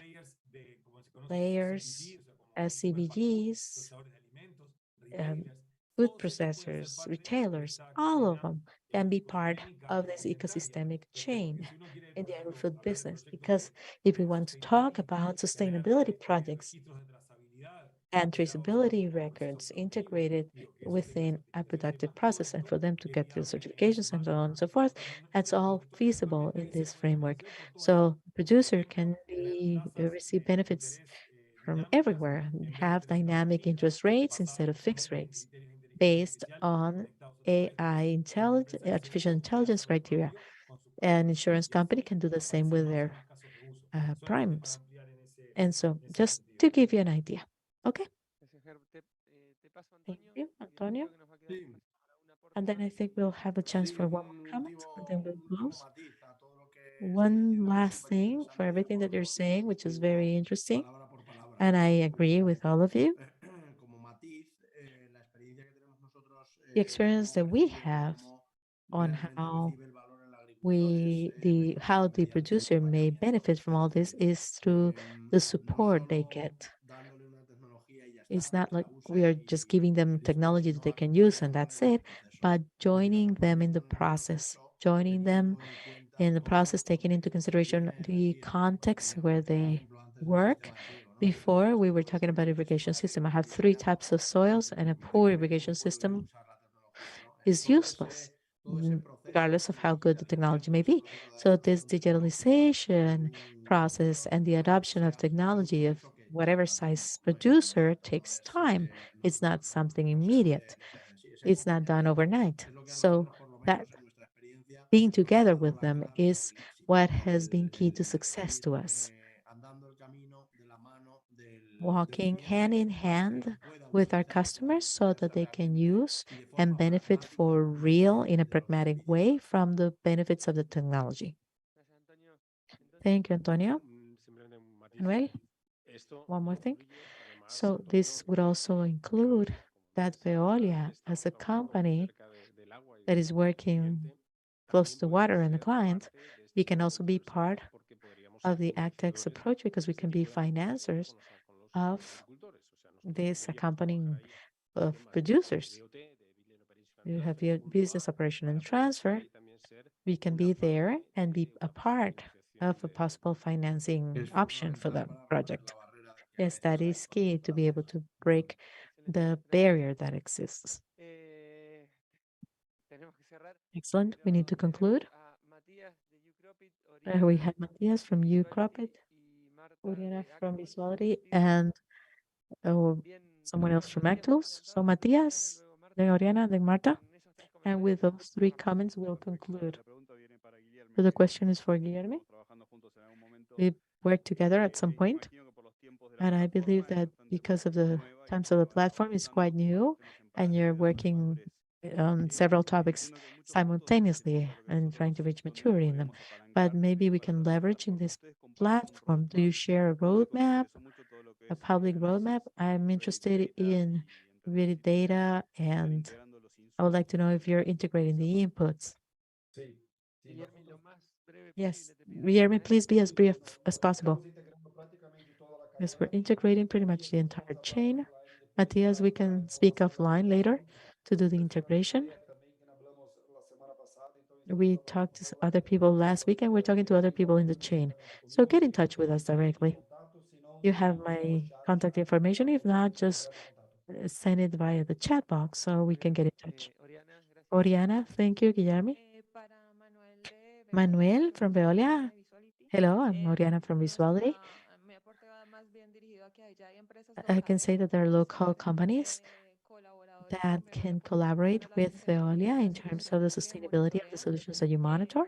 Por ejemplo, en la For 33 example, está la empresa de 33, Sergio en where Chile, Sergio Y is también en in Uruguay, Chile o nosotros and en Uruguay, Colombia, or us in que Colombia. We tenemos are capacidad companies local para that already have mantener local sistemas capability y to desplegar support sistemas de systems and monitoreo deploy remoto. systems for Entonces, estas remote alianzas ya las hemos surveillance. hablado, ya las So estamos these revisando. partnerships, Verónica, ¿cómo la are piensa you all manejar? Porque contemplating sé que these la negociación sé partnerships? que todavía no está dada. In case you haven't. Pues yo Para creo ser que la acaba. justo, pido la misma Sí. brevedad, Manuel, Pues gracias. Yeah, yo creo que la please be as acabamos de brief too. generar. Well, O we sea, just está generated abierta it. con You already empresas have como the Veolia partnership with y tiene Veolia. puertas abiertas And so, siempre. of course, open doors. Trabajamos en Chile, We work trabajamos in en Colombia, Chile, tenemos Colombia. empresas We allí have companies y de gestión de and residuos y de for energía, o sea que waste sabes que management and others. trabajamos So we internamente work para with poder local diversificarnos. people who can be close to us. Gracias. Y Marta, Thank you, por último. Marta. Lo mío más que pregunta es Mm, I recomendación. just have a recommendation, Fondos not de a question. inversión corporativos de ustedes Corporate que existen, financing que están funds sacando that you grupos may pequeños have, corporativos hacia that estos fondos where o you grupos de do you fondos have groups of de funds that are nosotros, maybe de investing nuestros on us startups. and our Mi startups? sugerencia es So my si suggestion se is pueden if you pegar un poquito can más a esos get fondos las closer to those realizaciones funds so de that the hacer decisions of el funding doing the funding hacia nosotros sea más porque ven que can ustedes nos ven be trabajando because día you a see día. us working on Los a fondos day-to-day no nos ven basis. The trabajar funds día a don't see día. us working. Entonces nos cuestionan, nos So preguntan they si always estamos question haciendo us. lo They debido, wonder pero if we're ustedes doing the saben right que thing. estamos And you haciendo lo know that we're debido. doing the right thing, Pero hay unas but conexiones there's some y los fondos suyos, que el disconnection there. 70% de las And inversiones vienen 70% of de the fondos investments corporativos, are sería corporate interesante que investments. ustedes So it would be se nice for involucren you más to become more en estas involved in negociaciones. that conversation. Muchas gracias, Marta. Thank you, Marta. Queda entonces la recomendación So arriba de la mesa. we have the Bueno, nos recommendations quedamos sin on tiempo, the table. lamentablemente. Creo que We estuvo ran out of time.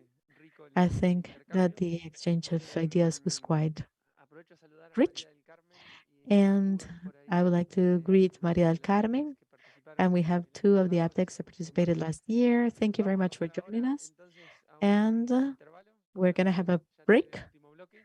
to go into Y the last agradezco part de of the day. antemano a Manuel, a And I Guillermo, a thank Herbert, Herbert, a Beatriz, Antonio, que está Manuel, por ahí, Beatriz, su Maria Carmen, predisposición y su everybody. Thank tiempo you for your para time. Thank you for participar your del panel y willingness to también al participate in this acompañamiento de panel. las empresas que And thank you pertenecen al evento to the digital. companies that you belong to Muchas gracias. for participating in this Muchas digital gracias a vosotros. week, Gracias, un abrazo. digital agriculture week. Thank you.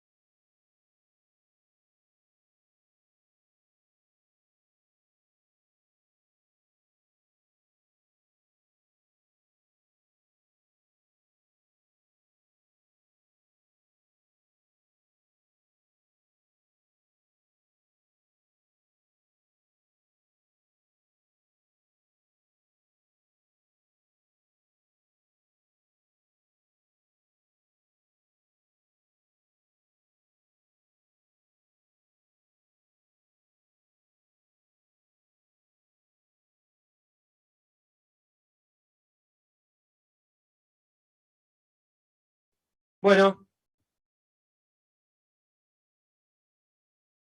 nos sentamos para continuar. Let us take our seats. Last stretch of the day, 1 hour. Enviamos por email, no sé si lo Via vieron, email, I do not know if you noticed or terminemos acá, WhatsApp also. 5:15, By the time we finish today, 5:15 local time, 5:20, 5:20 maybe, tenemos un cóctel, ¿eh? we will be having a cocktail Aquí en donde estuvimos el otro día haciendo la over there where we were recorrida the other day parada del bosque, porque con el lluvia, bueno, during our frustrated visit to the forest because of the rain, frustrated because of the rainfall, bueno, downpour. les pido silencio entonces para arrancar. So, Ya estamos otra vez please take your seats. en transmisión. Are we streaming already? Okay. Pasar la palabra, I would like to offer the floor en el now último bloque in this a last Luther block to Luther Castillo, ministro secretario de Estado the Minister Secretary of State of Science and Technology of the government of Honduras, nos comparta brevemente for la him to visión briefly de share Honduras the sobre vision of digitalización, Honduras regarding, y desde el ministerio que está a and cargo en from este his momento, sobre ministry, la digitalización en on general y cómo el ministerio digitalization overall, how the ministry is approaching it, and agriculture in general. Go ahead. Well, good afternoon. Uh, Thank you very much. That cup of coffee after 4 days of no sleep has been delicious. I was coming to this activity and I was in Panama on the way over, and the president called me and told me I had to return. So I had to go back to Honduras, and I finished at 1 o'clock in the morning last night, straight off to the airport to go off to El Salvador, and El Salvador to Costa Rica. It is an honor to be here. Anyway, it is impressive to see this space where we come together as entrepreneurs, startups, people with firsthand experience of what we are talking about, small farmers, and academia, this which is so important. I have been paying attention ever since early this morning. I have taken some notes on my phone and on my tablet quickly to basically feel what we have been talking about. And when we were having lunch, I said, "Oh, how beautiful it is to have a dialogue like this." And from Honduras, or in Honduras today, we have our first female president, a woman president. They tried to teach us we were not prepared to have women as presidents. So just imagine, we have shown them that our president won. She is the first woman historically in the country as president, and we are making significant changes. Our work on this fourth day was to rescue the only lake in the country that was historic yesterday. Our president canceled all concessions awarded over there, some for 28, 30, 40 years, and one for a lifetime. Just imagine. For the production of 3 companies that are raising fish or farming fish, and the sedimentation and siltation of everything there from food feed has contaminated and has created significant amount of sediment. So we are very happy for the president's decision to cancel all these concessions yesterday. Very interesting, by the way, to better protect our environment. In this framework, and the way we have advanced with the Secretary of Science, Technology, and Innovation, we are building, working hand in hand with an environmental focused cabinet, with the Ministry of Agriculture and Livestock, which is so important. This symbiosis we have together with the Ministry of Natural Resources and Environment, with FONATEL. We work with the Secretariat of Science, Technology, Innovation to generate what we dream. In Honduras, we have been working also together with Dr. Santiago Vélez. We have entered into strategic partnerships. ICA recently published a study on rural connectivity, which is also of great importance. And we appear there with a significant challenge.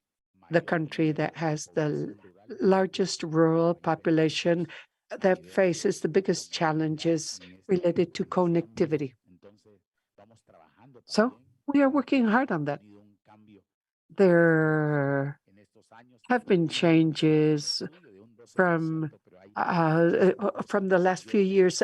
As compared to the last few years, we have improved in 12%, but there is still more work to do. This morning, we were talking about the important experience of companies working in rural areas with the farmers, the challenges faced due to illiteracy, which is a very important point to consider without losing sight that illiteracy does not necessarily mean lack of knowledge and know-how. Out there in the rural areas, there's a broad way of knowledge and know-how, which is very important, which according to the dynamics with which the exchange occurs and the participation of the people in the rural areas give a deep meaning to all the technological instruments that we may design to work in the field. Their voices are of utmost importance. In rural connectivity, we said we cannot think of it just as transferring knowledge from urban areas to rural areas. No, out in the rural areas, there are so many principles, so much knowledge, which is fundamental for the survival of human beings. And that is why the challenge today of open sciences is to dignify all that know-how, all that knowledge that historically has been relegated or discriminated by square science, as we call it. And open science, however, now opens its arms to dignify all that knowledge that we use to as feedback with the ancestral know-how, all those trials run by the rural people and lead to outstanding innovations that are ignored. And it is a challenge for us in Honduras to upscale these. So that is the direction we are moving in. Yesterday, we presented to the president the first drones that we manufactured, some parts of it we manufactured, we purchased others, and we have assembled them to reduce costs for the reforestation project. So for me, it is a big honor to be here with you today. I fully believe that this evangelization process is so important.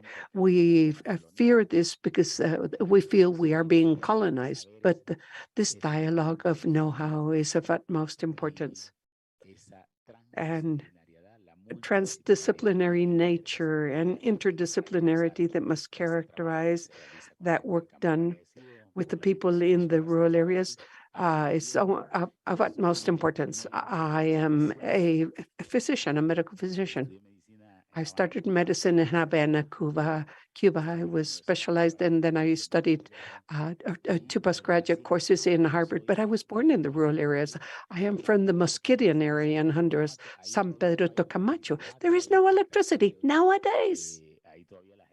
People still use lamps and candles. And my father would wake me up at 2:30 in the morning to go plant rice and plantains.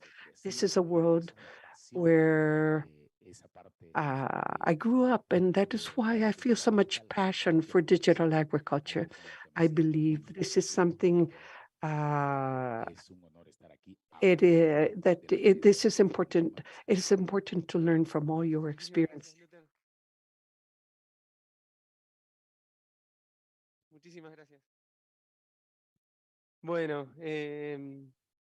Brian, ¿un comentario? Sí. Any comments? Hello, good afternoon. Brian Carment from Salutizas. I would like to thank Minister Luther for all that energy he shared with us in his brief words. And I would like to tell you also that the first country that we exported technology to from Colombia was precisely to Honduras. Technology thought for farmers, totally disconnected in rural areas. And we did not do this on our own. We did it through a partnership with the Zamorano University. So I just wanted to share this comment. If you want to, we can talk to you about give you greater details about this later. But we're very proud of what we did with Honduras. Bueno, Oh, thank you, Brian. Camila, muy breve. Camila, very briefly. No, no, I just think that what the Minister Luther has said is very important, particularly for tropical agriculture. What we have shown regarding sustainability, agroecological practices, agroecological agriculture can play a very important role. And in many cases, it is the best solution, not the only solution. So I would like to take advantage of the comments to call upon the parties here to consider this way of doing agriculture. That brings about new complexities, but at the same time is very valuable for the environment, for communities, and it is not necessary to undervalue them. Perfecto, Camila. Muchas Thank you, gracias. Camila, very much. Marta. Marta, Solo para agradecerle, I would just like to thank you, Minister. nosotros tenemos en nuestra inversión In our investment, we have the Department of Science and Technology in Puerto Rico. That is one of the investors. Perhaps there may be funds available for ACTEX, and it is worth talking to the Minister of Science and Technology in Puerto Rico. They have made an emphasis to help Puerto Rico to be more independent so that their community does not depend on others, so that the community can develop its own projects. So Gracias, Marta. think about that. Thank you, Marta. Excelente. Excellent. Albert. Albert? Mr. Minister, warm greetings. My name is Olber Ayala from the Colombian Livestock Federation. I am subdirector of Science, Technology, and Innovation of that federation, and we have a series of experiences in the area of education, research, training, productive chains in Colombia, and this is available to you. Thank you, Albert. Luther se queda hoy. Luther, will you be staying with us? Are you going to the cocktail, I'm sure? Oh, yes, Y mañana también, así que as well as tomorrow. instancias de So there will be an opportunity to speak to him, oportunidades de sinergia. and these will be opportunities for synergies. Okay. Entonces, pasarle Allow me now to offer the floor to Arturo Bisono. el tercer día que comparte con nosotros. This is the third day he speaks to us, Han tenido oportunidad de so you have had an opportunity to meet him. But anyway, I would like to formally thank Arturo for his presence here. He comes from the Dominican Republic. He's a specialist in de precisión. precision agriculture, digital agriculture overall, Tiene muy buenas and has very good experiences trying to drive digitalization in Central America y del and Caribe. the Caribbean. Y nos parecía que era muy So we valiosa thought that que pueda traernos sus it would be very experiencias, valuable for him to share his experiences with porque us here, seguramente para because very likely varias de las ACTEX for several of the actics here que tienen interés en algún that momento are de interested in reaching Centroamérica, Central America or the se puedan Caribbean, entender they may find it interesting to understand how to approach or how to address the issues Arturo, of that step. muchas gracias de nuevo. So, Arturo, thank you again on behalf of IICA, and go ahead. Bien, buenas tardes a todos. Me toca cerrar, así que Very well. Good afternoon to all. I would like to be I'm in charge of closing the day, and it's very hard because these have been very interesting talks and it's been a long day. So hopefully this is going to be fun. So first of all, I'd like to thank ICA for their invitation. 7 years ago, we are talking about satellites was complicated, and nowadays everybody's working with satellites. We access to free images, and this is not really innovative anymore. But the conversation is what we do with them now. That's what is going to make a difference today and in the forthcoming years. As Federico was saying, basically, I have dedicated myself in the past 6 years to generate innovation processes, both in the public and private sector. And what you will see is a number of experiences that I have led or been a part of. And I have tried to support both small, medium size, and also large producers. So the title is some lessons learned from experiences with digitalization in Central America and the Caribbean. All of you have talked about the challenges, but I was thinking of what was I was going to say to start dealing with this topic is that when you talk about the current agricultural challenges, is pretty much the common ground to be able to then explain why we need innovation. And we all know that producing food is very hard, particularly because of unstable weather and variable climate. The price of power and agricultural inputs also vary greatly. And the producer has to attain food sovereignty and food security, because one thing is having food available for countries, whether they are imported or not, but by food sovereignty is the capacity that each country has for their producers to make sure that they can feed the country. And so that's something that we need to take into consideration. We need to seize and use the labor and water in the best way possible. And we need to make sure that farmers need to increase their income and not only, well, keep them and increase them. And that's not easy. So, do you have superpowers? Whenever I have to talk to farmers and listen to their pain points, some of them are well known, some of them are new. And I try to give them some advice. And I often think I wouldn't like to be in their shoes. It's very hard to be a producer, a farmer, and all of us here know, and know that what we're doing is quite important for humanity, because supporting farmers, regardless of what you do, will is something that needs to be admired. So how do they do it? That's a question I always ask myself. There is a risk classifying or future risk classifying tool that classifies future risks in different continents, and this was developed by an insurance company. These experts have placed climate change as the main risk for all the different areas around the world, and that's definitely something that is that's affecting agriculture, the environment, cities, but it is affecting agriculture at a greater extent. And this is the province of Peravia, and this is in mango producing area. It's quite dry. And here you can see a comparison with based on satellite images, because there we have kind of like a weak weather station. And these were images that allow us to establish an average of rain and temperature for the past 4 decades.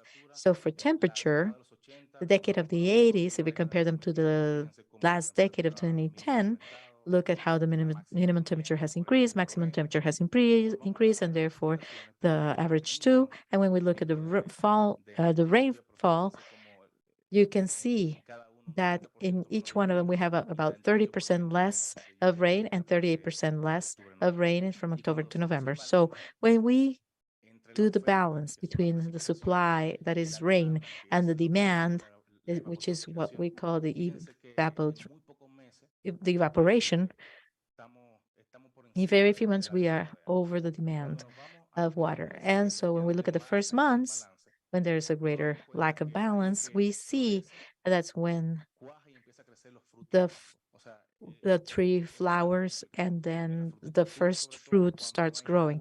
In fruit production, when there's no water, and there's no water when the flowers come out, when the flowering takes place, that's a big problem. And that's when then we have science and research having a role here. And this is, how can I program a risk? If I give this to a farmer, chances are it won't make much sense to them. So I urge and I admire that many of the startups present here are trying to get to the farmers, and this has to do with frequency and moment for irrigation, for how long and when. So all the statistics, temperature, wind speed, type of soil, all these variables can be summarized to these two questions for the producer: when and how much. And this is a project that I led, and how we have managed droughts in a practical manner. So how can I program a new irrigation system? So I have seen, I apologize, it's very hard to hear the audio of the video. So here we have a farmer in his farm, and then he receives a message, a text message.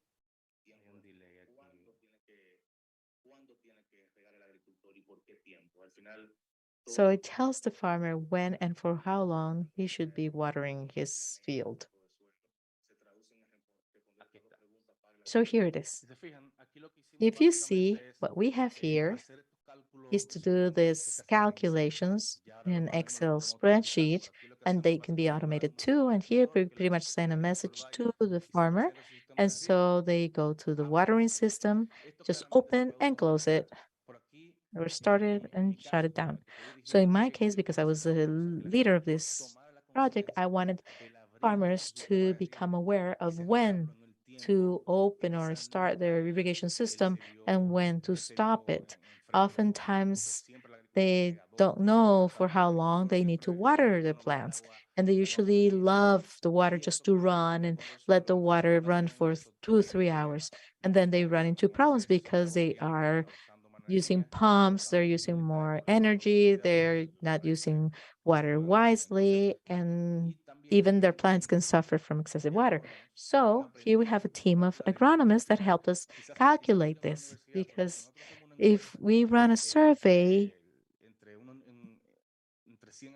between 100 agronomists of how many of them are savvy on how to calculate the watering time and amount, not many of them know. So the idea is that oftentimes they forget about this. So to have the criteria from an agronomist is what allows the professional to be a good help or a good aid. So the farmer will receive this message that says, today you need to water your lettuce for 20 minutes. So in that same community, which is a very interesting community, they are farmers who were evicted from a national park. They were relocated in a buffer zone, and so they need to do their sustainable production. And so these farmers produce vegetables, and we try to identify what were the crops that they could start growing that were not growing before. So we had an automatic that looked at temperature, amount of rain, among other factors. And so this allowed me to look at the thermic amplitude. And thermal amplitude is a value or a factor that is quite interesting to identify what is going to be the quality of that vegetable and what kind of vegetable I can grow. In the Dominican Republic, it's a Caribbean country where temperatures are usually high. But in this place, we have the condition that we have low temperatures in the morning, high temperatures in the midday, and low temperatures at nighttime. So that gives us a thermal amplitude that allows us to produce vegetables of high quality and even vegetables that were not grown in the Dominican Republic. Here we have vegetables that were being imported, like radicchio. It's an Italian vegetable. It's very, very expensive. It's the most expensive in the world. And I started in Chile, and my very first job was at a company that exported radicchio. And it really shocked me that they would send a pellet from Chile to Dubai or to Turkey. So the value was quite high, but it was not produced in the Dominican Republic because it was very expensive. But the weather station allowed us to find out that it could be produced in the Dominican Republic, and these were grown by poor farmers, and producing this type of vegetable was interesting to them. So we did this participatory research. So they were the ones who were started validating the varieties. We had some very good quality. The thermal amplitude allow us for it to grow zero 0.1 and 0.2 for them to have that color. And so we were able to test this in the supermarket, and they're exporting almost a ton weekly to Canada. So this was within less than a year. And this was done because the information was validated and the researcher was the farmer, not us as outreachers.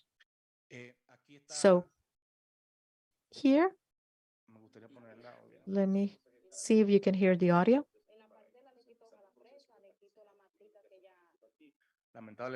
Sadly enough, the audio is not working well, but Alexandra is a farmer in this community. She received a number of loans from the agricultural bank at a preferential rate because she has no deed. She is not modernized at that moment. So what we did with Alexandra was do an experiment with a premium restaurant in the Dominican Republic, where we would do a video like the video you just saw, and we'll make a video, and then we would place this a QR code at that restaurant that the people could actually scan, watch the video, and in a while, Alexandra would come up and she'll tell her story, the story that she told in the video, and she would tell them how she grew each of the products. And so this is somebody who was truly surprised when she met Alexandra. And I believe there are others who are working in the same manner with cocoa. But the thing is how the digital tools can link somebody who is marginalized because of how far away they are from the big cities, even 400 kilometers away from the big cities. And then we can join the two worlds, the world of somebody who is willing to pay much for a food, and also get them to know, for them to get to know the person who produced said food. So this was a way to motivate people because they knew that the food was grown by family farmers. So now, usually the conventional approach for agricultural management is to understand how homogeneous is to see it as homogeneous and what is not homogeneous in the environment. So things had to be handled based on the site. And that's how site-specific agriculture was developed. And we had terraces, and each terrace was a homogeneous that was different from the bottom terrace. So it's like the beginning of precision agriculture, digital agriculture. So this idea of homogeneity or homogeneity is has a different quality, and that is has to do with different topography, the texture of the soil changes, and fertility of the soil changes. And the expression of all this is a vigor that is also going to be a variable, and then we have a different yield that is going to vary as well. So at the end, when the producer multiplies the average production by a certain price, then there is the producer realizes that he's either breaking even or losing money. And then a question, then we need to answer a question: do we, why haven't we taken variability into consideration? Because these things have all existed always, because we were not able to measure it. Now we can handle data, and now we have the knowledge to know that all these variables can now be taken into consideration and managed. So here is where we start with precision agriculture. Precision agriculture is precisely the first step towards the management of variability in agriculture.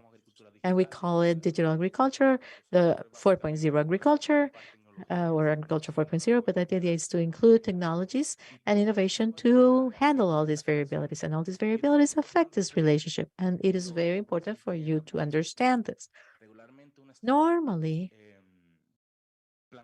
governments develop technological solutions based on the problems of producers. But this relationship has to have a balance. And that's why it is so important to do what the INEAs are doing, because the INEAs understand and clarify what is the relationship of technology with this relationship. There's much plant physiology, science, botanics, and so to generate a technological product that can respond to the effect that variability has in this relationship will allow for the service to be sustainable in time and will allow producers to continue paying for it. So if this does not make sense to producers in their know-how and how to produce food, in the end, it's going to be very complicated for the producer to adopt it and continue use it continuously, because we need to break the paradigms of producers. We need to break them free from what they've been doing for many years. So I'm going to give you another example of another experience that I had in terms of digitalization. First, we can see it at the regional level with public policies. Here's a case study that is an interesting case study. This was a project that benefited 6,000 farmers. This is a part of a province in the Dominican Republic, the province of Barahona. And here, what was done was that fertilizers needed to be bought for producers. And when the ratio of how much an avocado plant or a coffee plant needed based on the kilograms per year and was multiplied by 630 some producers, 6,300 some producers, it was a lot of money. So that's how innovation was used to reduce that amount and reducing the number of samples, because this is a map result for 42,000 hectares. So imagine how many samples, soil samples we can have. We have the zigzag or X or the Y models. And so this was financed by IDB, and we were going to take soil samples. So what we did was basically go and see what were the factors that make the soil change. And here what we see, the topography view, and this is pretty much the Allospar Japanese satellite that shows different altitudes. And here we see farmers that are between 1,200 and 1,600 meters above sea level, and we have other farmers that are between 800 and 1,200 meters above sea level. And since we're talking about coffee, this information will help us identify the soil, but also identify the quality of the coffee, which is something that was already done in the case of wine and has not been used yet with coffee and cocoa. So here we have the information of rain. We have some coffee growers in the same province where we have between 1,500 millimeters a year, and then other places that have rain of about 600 and 900 millimeters a year. So you know that coffee at some point needs to be watered, and so these coffee growers here, down here, might have some conditions that might affect their productivity. So again, aside from this was a very long research, but we also work with teledetection to be able to see the DBNI in different points in time to see what has happened with the growth of forests. And there we look at the coverage, the shade, the topographical part, the tree leaf ratio, and other things. And this is a statistical tool that was used, and we were able to choose a number of soil samples that could explain the variability of the soil for these farmers. And we were able to obtain this type of information, which was what public policies needed to do the right policies. So what was the type of soil they had, what type of farm they had, and this is multiplied by 600 and 300 some farmers, and it's multiplied by price, and then you see the reduction of this was 30% in the budget needed for this. So now going at the farm level, this is a very interesting case. What you see here is a sensor that is quite old. It's not something new at all. It measures conductivity, electromagnetic conductivity, and was used first for mining purposes, but it has proven useful for agriculture as well, because you can drag it around the farm. And this is a study by the Zamorano University in Honduras. This was a very interesting project because it speaks highly of how small farmers in Honduras can be easily classified with or typified with relatively cheap technology. And this is proportionate to helping the farmer more. And this is a 1 hectare example. We use this sensor. We identify the places where there's greater and less conductivity. We went to zone 2 and zone 4. In zone 2, we did Calicut, and these are agronomists from the university. And look, this is clay soil And this has an interesting, it shows the growth of a plant after 5 years. And then we have the clay-based soil, and you have some clay in the bottom that does not allow for the roots to grow. And this is done in test pits. And when there's less electric conductivity, that is related to thicker and more sand-based soils, look at the growth. So in 1 hectare, you can measure the variability, and we can have maybe 30, 50 plants of mango trees. But when you have 100 producers with this type of variety, well, you can see the difference. Look at the percentage between yellow and red, which is high conductivity. We can see that these are plants that will have much more fruit, and the plants that will have 200 to 300 fruit. So, and that will definitely affect the income of the producer. So, how does quality relate with the soil? So, we use the sensor again for a tobacco farm. The Dominican Republic exports tobacco, and we have one of the best types of tobacco.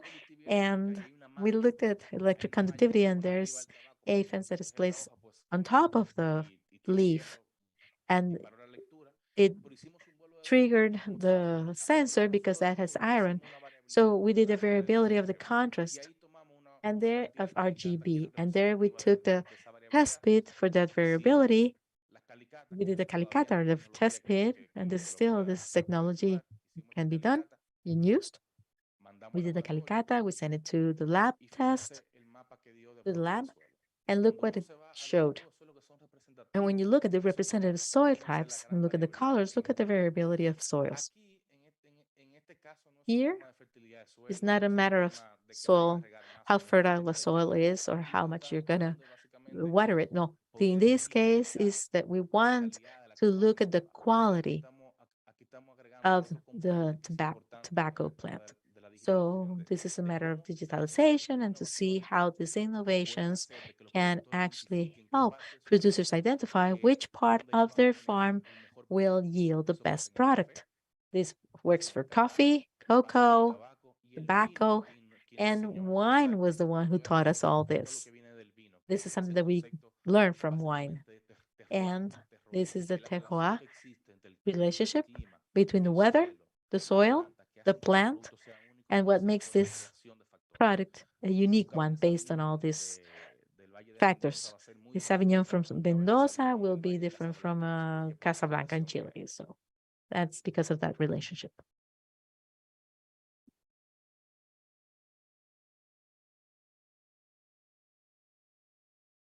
Hay algo importante y en el contexto de las startups, Something within the context of startups is the commitment that that agronomists should have. In the Dominican Republic, you see those two provinces in the bottom, Santo Domingo and the green is Santiago. The red Santo Domingo, the green Santiago, and the rest is rural area. So basically, Dominican Republic is a huge, it's 15 to 20% of urban part, of urban areas, and then we have other cities, but basically it's all rural area. And agronomists usually stay in their fields. The youth who want to study agronomists will leave the field and they never come back to the field. So here I want to show you a case. The case of Armando, a young man who was from the Mirabal province. He went to study agronomy in Santiago, and then he came back to Mirabal. So I have a company of spraying with drones, and we developed an agreement. So it's hard to manage a large-scale spraying company, but with Armando, as one person in this project, they go buy a drone, they start providing the service, spraying service in their communities, in rural communities, and that's when it works. We need to find a way for the ecosystems for the startups and businesses in the agricultural sector works and can potentialize or uh, can booster what is being done. So going there, I have to pay for a hotel. But an entrepreneur that belongs to that area, to that rural area, can do it. They live there already. So to me, that's something important, and that's something that oftentimes is overlooked. How can we help the businesses born in the in each area, in each region, in each locale, so they can help their community to improve their lifestyle? Because in the end, what Armando is doing is supporting the producers of his own community. So the government should also help here, because if the government facilitates for these young businessman to be able to support his own community, he is indirectly supporting the production sector of that community. And in the long run, he's also supporting food sovereignty. And another case in Chile, which is similar. This is a colleague of mine from the university, from the Caucanes University, and he developed a smart field app or a smart field notebook or log. So this has been very important. And here we have Diego. Diego started working with Intap in Chile, and that was very interesting. And so he's training the consultants who work with the farmers, and the government pays for their consultancy. So he has been welcome. And where did Diego start? Well, in his own community. He validated that with the farmers in his community. This is something that you all have heard about, ChatGPT probably. And we have given follow-up to this since December. And when I tested it, I realized it can be quite a dangerous tool. When you ask ChatGPT something, you need to take their answers with a grain of salt.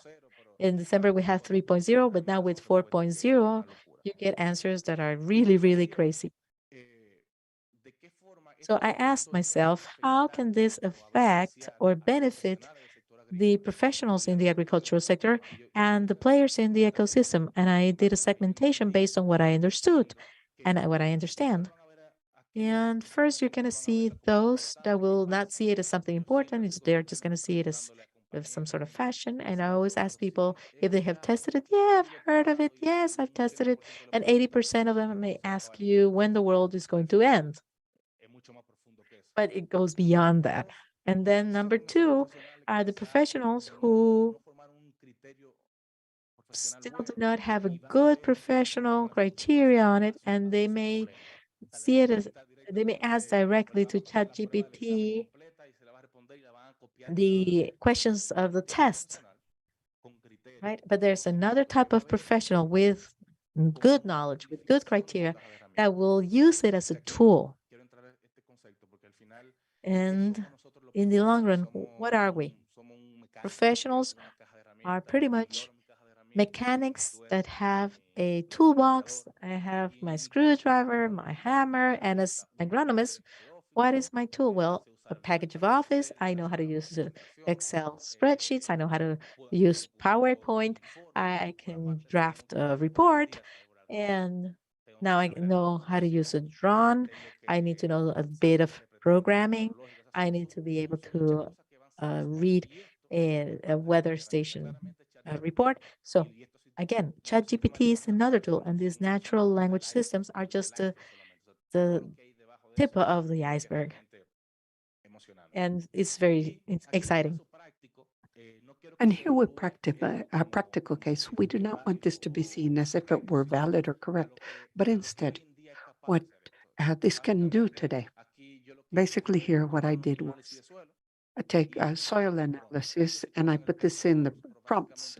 Prompts is basically the way in which I ask artificial intelligence through natural language to respond something. So I encourage it to respond. And obviously, there are many efficient ways of doing it. Simulate your soil fertilities as an expert and interpret the soil analysis. And then I get a deep answer. But that soil analysis gives me an interpretation based on whatever crop I am interested in. And this I compare to the recommendations from a technical expert from a fertilizing company for a specific farmer. And when I did this with the previous version, 3.0, the experience of the extensionist or the vendor at the time was much higher than that of the response. But with 4.0, since now it has access to so much more information, this one is much more robust, much more accurate. So the first thing was to a recommendation for fertilization. So with that, I do not know much about programming and that type of things, but I came to a website and I hired a person from Pakistan, and I said, okay, I need you to develop a platform for me where I can take a photograph of soil analysis. I add a bit of information, and you give me a fertilization recommendation. $200. There's no major investment fund. $200 I paid out of my own pocket, or my own credit card. I took a photograph and I attached it. This is a soil analysis. I gave him additional information, how many hectares, the Dominican Republic, I will plant avocado. And I am not going into the recommendation here itself, but I want you to see, it is very likely that what he is responding is perhaps not ideal for me to pass it on to farmers, but we are very close at the pace this is going. It could be tomorrow, but we are just very short of this becoming a way to interact with farmers. Because if I say, okay, explain this to a 10-year-old child, he will look for the way with such a complex soil analysis study. He will describe it so that a 10-year-old child can understand it. And if a 10-year-old child can understand, well, the same will happen with a rural farmer that has very little education too. So we will see the way to pass on this knowledge. And in ending, allow me to tell you that next year is the third Latin American Precision Agriculture Congress in the Dominican Republic. Precision agriculture is a concept that encompasses many things, but this is also digital agriculture 4.0. So you are all invited to participate in this Congress. All of you that are here are doing science, and the ecosystem feeds from everything. All of us that are here as academic sector entrepreneurs, governments, farmers, producers, et cetera, et cetera. So thank you very much. And I hope if you have any question, I will be here to respond.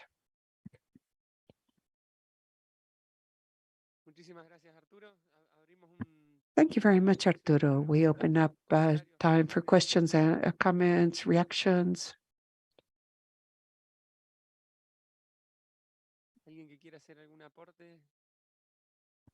Contributions? Questions?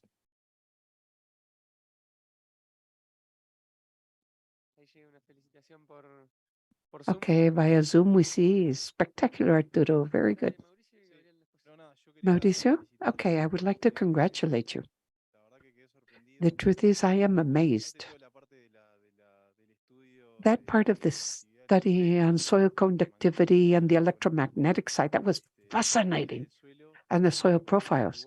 That reminds me of Uruguay.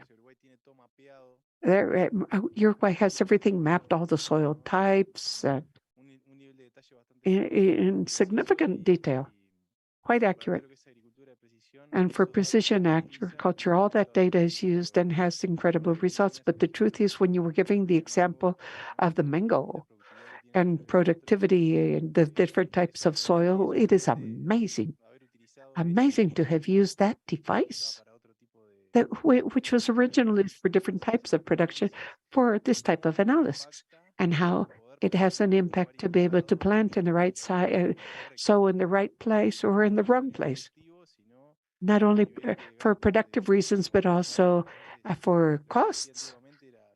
Before, they would just apply more fertilizer, and some areas were producing less. Now we are realizing that they are not producing as much, not for the lack of fertilizer, but it was just because the type of soil. Okay, notice. Thank you. Thank you very much.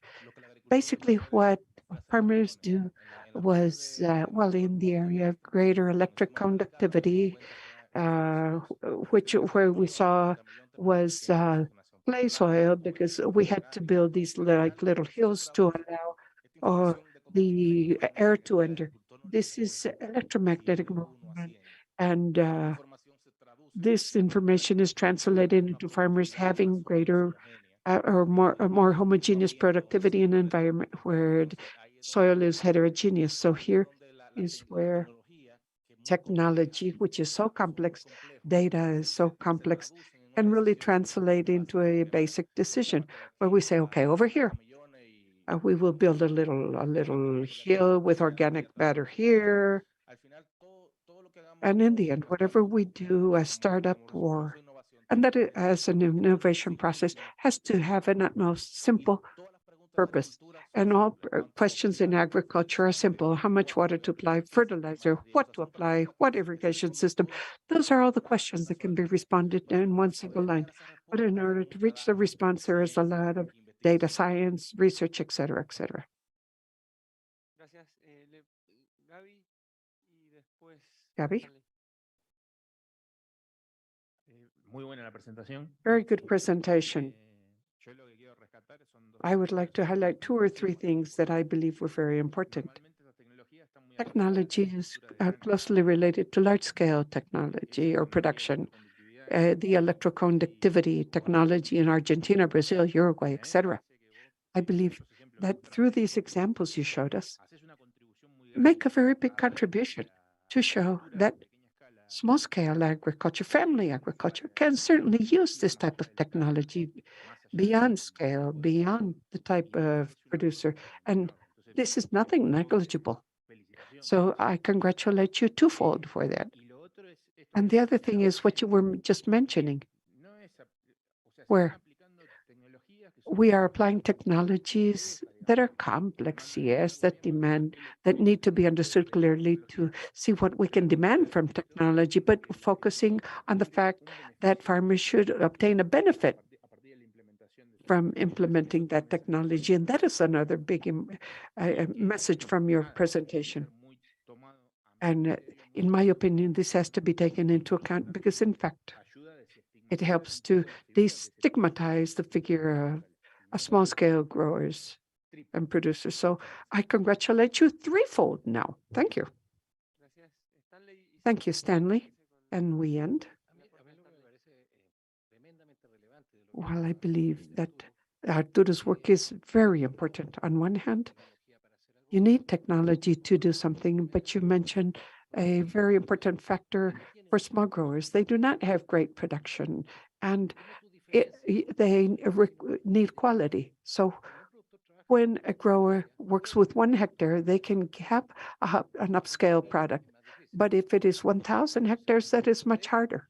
So to generate or using technology to achieve what was done product-wise and quality-wise and connect to a niche market, which was done, because when you have it is easy to find niche markets if you have good quality. So the connection with the small-scale producer and the user, the small-scale producer earns very little, but at the same time can use the technology to improve the product, and the quality gives great value to that small-scale agriculture. And this is very important to support it on technology with the final return and a bigger value that the producer will earn, because he feels someone better. People are paying attention to him, and that is very relevant to upscale and replicate the process. So congratulate you. That was very well done. That project in particular is up in the mountains in the Dominican Republic, in a not very well-known area, 24 growers, 4.5 hectares of land, basically 2,000 square meters, basically. Clearly, they produce traditional vegetables, and they sold to an intermediary that paid them 1 peso for lettuce, and now they produce 16 different varieties of lettuce, and not necessarily the one they used to before. They used to sell it at 1, now they sell it for 25 pesos, and the radicchio, they are doubling what they earned before. And now they sell it directly to the supermarket, to the hotel. Now they are exporting. And at the beginning, we would negotiate with them. Now they are fully in charge via WhatsApp. They negotiate directly. Just a few days ago, in fact, there was this tremendous rainfall, and they weren't able to fulfill their Wendy's delivery. But it was a digital issue, basically to explain through photographs and interact with the marketing department and say, well, the rainfall, they enriched vegetables, was the digital part, was the digital element allowed them to validate that. For us, building trust between the producer, which is so many kilometers away, and the contact with the market where they sell their products to receive payment in 1 month. For farmers like that, there's so much trust that they receive a little truck. Well, before it was 1 peso, who cares? And if it was, they had to pay 30 days later, well, the quality standards and packaging and all of that. Well, basically what we did was apply a lot of changes in the extension work, and it has been very fruitful. Thank you, Arturo. Alistair first. Albert and Hernan, please be brief. Thank you, Federico. I'll be very brief. Wonderful presentation. Even more awesome and exciting for me as a non-agri-tech person. I think the use of technology innovation is clearly of great benefit to farmers. It's even better for the large-scale producers. Quite easy for the large-scale producers to adopt the technology. And I'm glad Federico identified their apps and tech that is available for small-scale producers as well. But I think it was the presenter from AgroSmart that highlighted the benefits of working with groups. And I think the colleague just spoke to that, working with the producers as a collective. But I think I just want to leave with this point that there's great value in including extension players, extension providers in agriculture who can communicate, who understand the science of communicating to farmers. I think that is what's going to really allow small-scale farmers to benefit from the technology if there is inclusion of extension providers. And I know we're talking about ag-tech players, researchers, but we need to also include the extension providers in agriculture. And that will really allow us to get the true benefit of use of the technology. Thank you. Gracias, Alistair. Thank you, Alistair. Arturo, I propose that we end with the 3 comments or questions we have on the floor, and then you can answer all 3 together. To wrap up, I will do my best. Hernan? Albert, excuse me. Congratulations, Arturo. Very comprehensive. And more than a question, I have a comment. We see the comprehensiveness. The important part is not technology really, but it is the person. And we come back to the comment made on day 1 in the sense that in the middle, we need to have the farmers, the producers, the families and their communities, and connected obviously to markets, as we saw, with opportunities to advance. And technology, obviously, or technological innovations are part of the tools, but it is not the objective. It is a means that helps us generate value and generate that type of well-being in the communities by opening up those opportunities. So congratulations. Go ahead, Hernan. Very good, Arturo. Excellent. I have a question. This is a relatively new world for us, particularly for the Caribbean, small countries, small production. But as you just mentioned, you have Wendy's.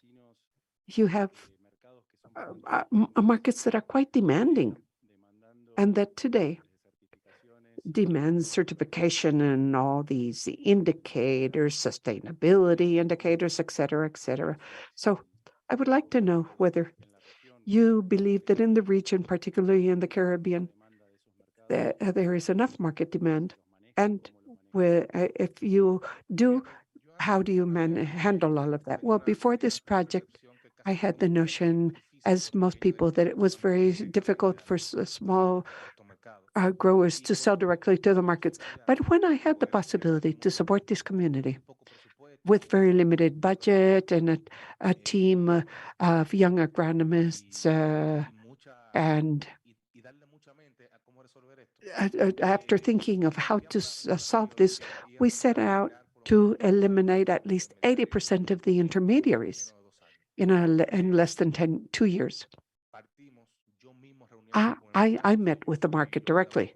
I sent emails to the people from Wendy's and supermarkets, and I said, okay, we have this project. These are the producers. I know there is very limited trust to purchase directly.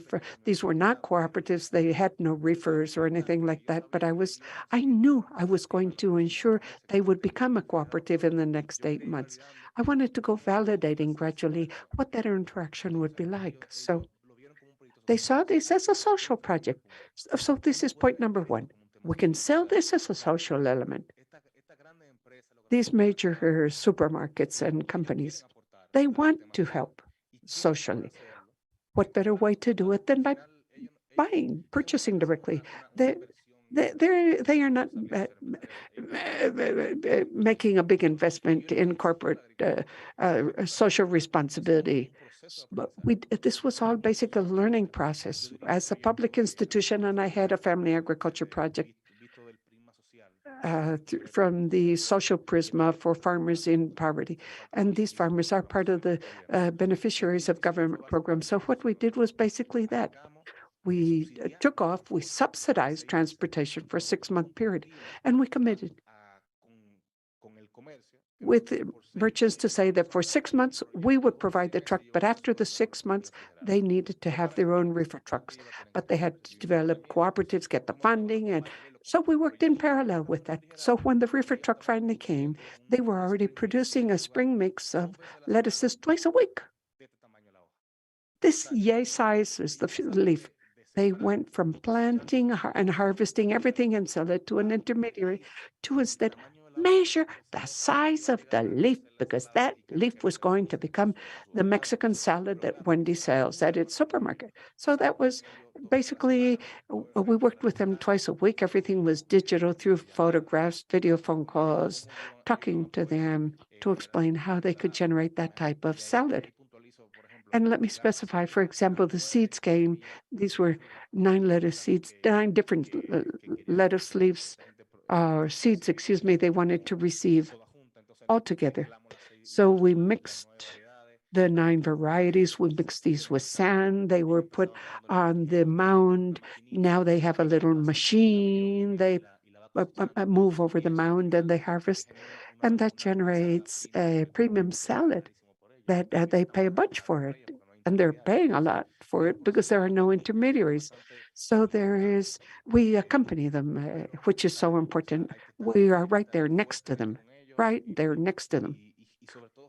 particularly generating trust in them. How do you generate trust? Well, that they must know there is a market. No public policy that supports family farmers that does not have this rational use for farmers will never work well.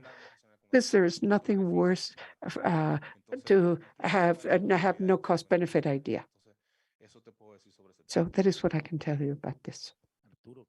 Arturo, I cannot leave without congratulating you. Not only did you have the comprehensive element here, but you have given all the narrative behind this, all the story behind this, which is so important in this element and very effective. Thank you very much. Is that all, Arturo? Can we end with this? Very well. Thank you very much. Congratulations again. We are about to end. As every day, we will take a few minutes to see if amongst us all we can rescue the most outstanding points of the day. We have been trying to organize the ideas with the team to go over these tomorrow together. So just as we said yesterday, it is not necessary to go into great detail. We have, throughout all the presentations today, we do not need to cover each one of them, but instead the major lines that we covered today, particularly the major messages that arose from this day. Recalling that these major messages we want to highlight, we want these basically to become the conclusions that we can share later with key actors, each one in our line of action, to explain what happened here.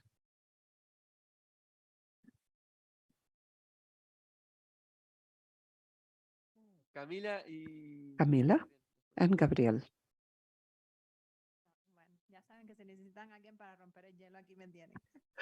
Well, let me break the ice here.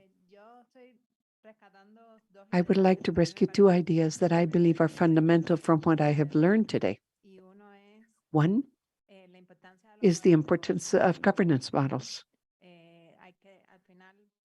In the end, we could all have a common objective in, at least in our discourse, but the way in which we ensure that objective is maintained, where the value is to contribute to improve basically the living conditions of farmers, we need to think of the type of governance can guarantee that in the future.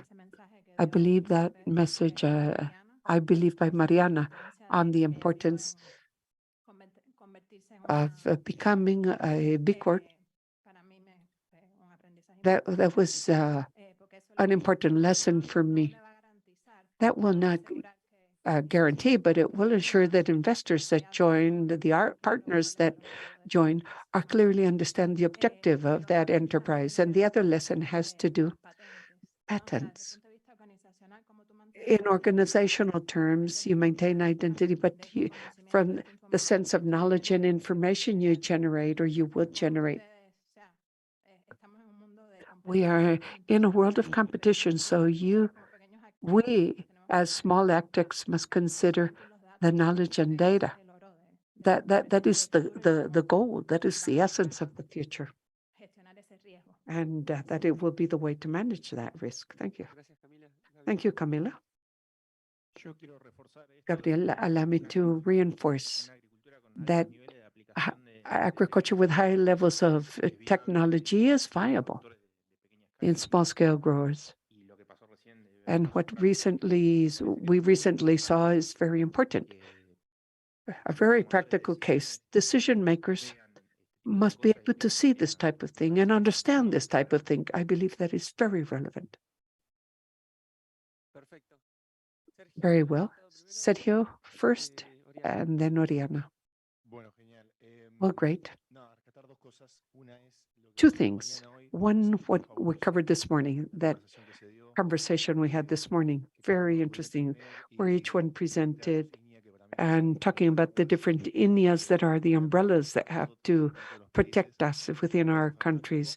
I believe that is fantastic. And something else is that we as ACTEX have to be ambassadors of what happens here. We should not just leave this door and close the door and goodbye, farewell. The message needs to continue. We are responsible for ensuring that this digital transformation is made known and that we be agents of change. For me, it is a big success or a small success. I favor sharing things on social media. There was a meeting with the director of promotion for the agricultural information system in Uruguay. There's a meeting plan. So we have to act as ambassadors in this sense and make this all known, because it will benefit us. This is our form of living, our livelihood, but remembering that producers and growers are at the center of this all. Thank you, Sergio. Oriana. Very good. The main conclusion from my stance is that we need to strengthen the innovation ecosystem, something we already know from all angles. But how do we do this? Through public policies and methodologies to build that roadmap and methodologies amongst us all. and where there is more openness for agtechs. And the other important thing is to include in the curricula of grade schools and high schools include agro-technology education to awaken the interest of youth, children, and adolescents. We talk a lot about education only through inclusion of this in the curricula and not necessarily through more complex means will this become a reality. Very good, Ariana. Luther? Well, Ariana snatched my point and she explained it very clearly. That strategy and the technological tools to ensure how young people can stay in the field or go back to the field is very important. One of our colleagues was talking about ideas and actions on the roles of the validation, technology validation processes, and how to help better understand the problem of farmers by approaching them and better communicating with the farmers. That better understanding of the internal dynamics of farmers and producers. So debureaucratization of processes is important to make them more flexible and nimble. Thank you, Luther. Albert? I love Arturo and the projects. That contains a good part of the answers.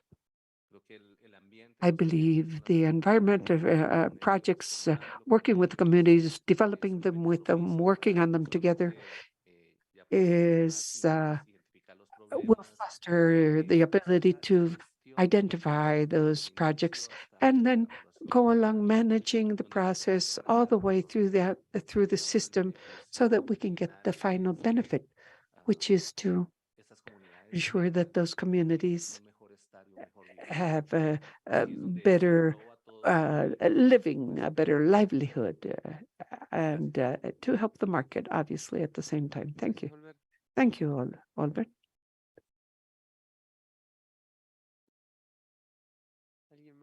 Anyone else?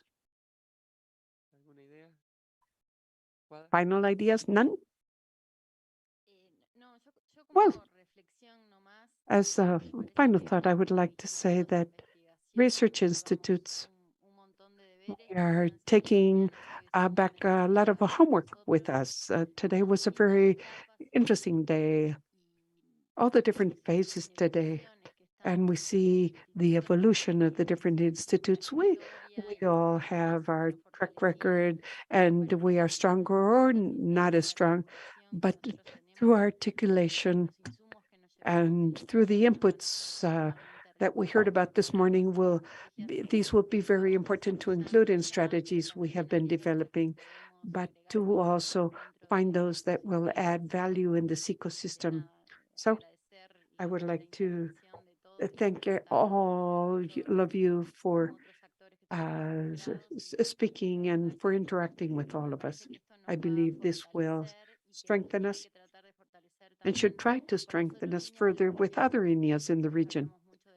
We talk a lot the southern part of South America, southern South America, and our strengths. I believe these could fit very well with the lessons of other INEAs in Latin America and the Caribbean. So I believe this is another line of action to accompany processes and work with other institutes so that we can all grow together. I believe that will be a very good solution, above all, to find greater support from the agro sense for initiatives that we all need. Thank you. Almost, Marta, just a minute. Just allow me another question. You said that you are taking back with you some homework. Could you elaborate a bit on that? One or two, maybe? Priority actions. Well, I believe that one of the biggest lessons or the biggest tasks we take back with us is to work on articulation.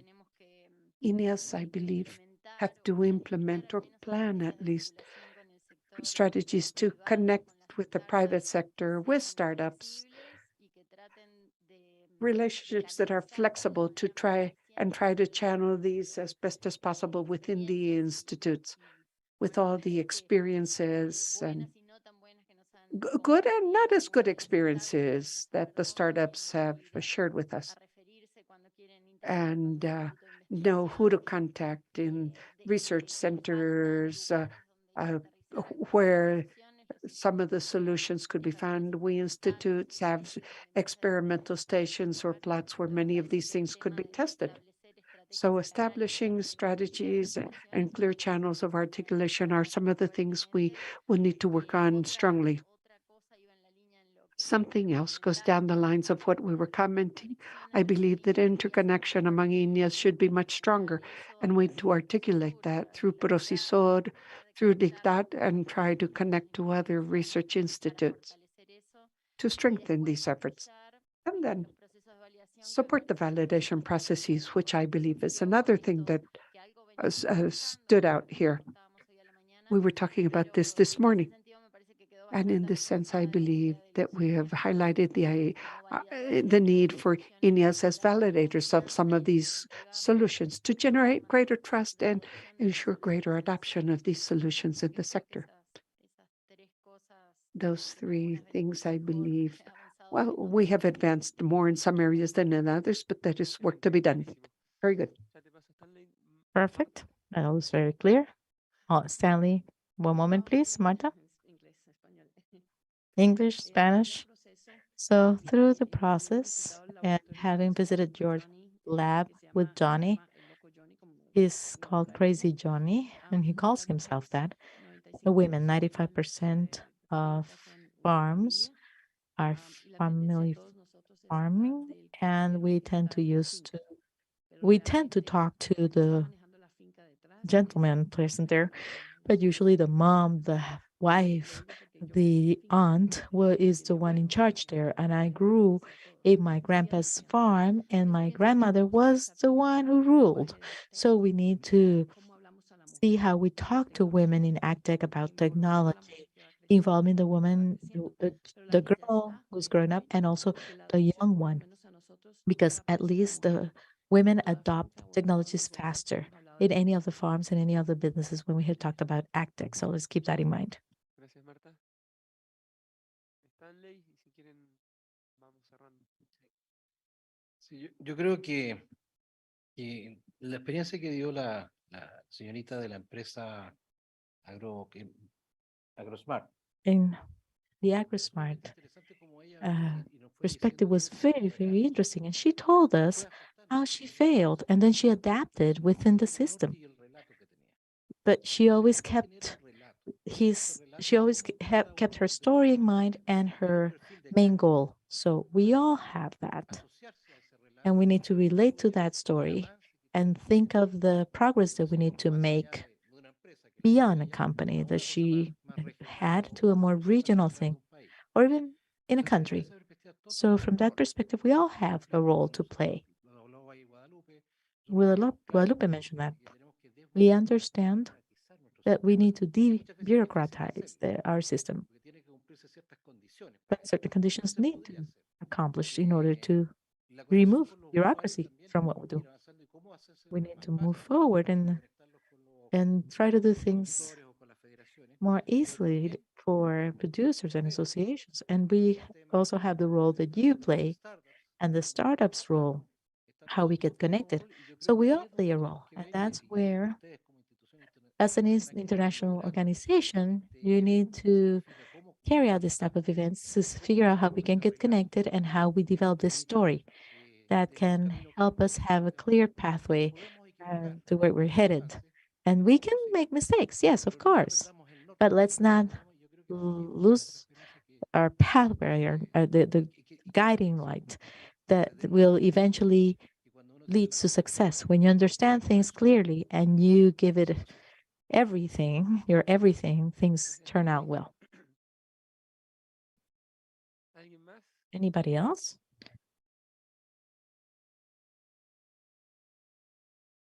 ¿No? ¿Cerramos aquí entonces? Última chance. Cerramos. Okay, Bueno. time to finish. Muchas gracias. Thank you very much.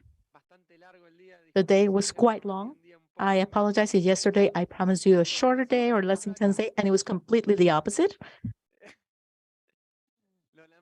I apologize for that. I really thought it was going to be more relaxed because we were going to move from one place to another and work in groups, but no, that was not the case, right? So thank you very much for your energy, your commitment.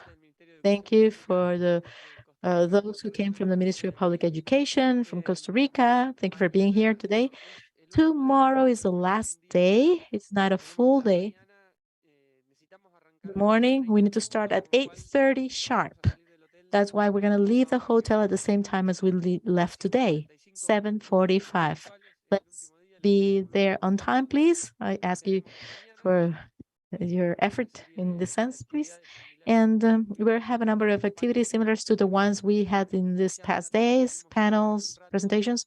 And then in the afternoon, we'll have some time to try to summarize the ideas that we raised during these closing sessions every day, and to see whether together we can validate those ideas as the outcomes of and conclusions of this event. So eventually we'll draft them nicer and clean the wording, but the idea is to take to make sure we have the main ideas of what we talked so far. So let's go to the cocktail. Thank you. Yes, we mentioned it before. It's going to be at the restaurant of Ica. It's called the Ranch. Remember, we saw it when we did the tour of the forest of the Americas. So let's go enjoy. Thank you.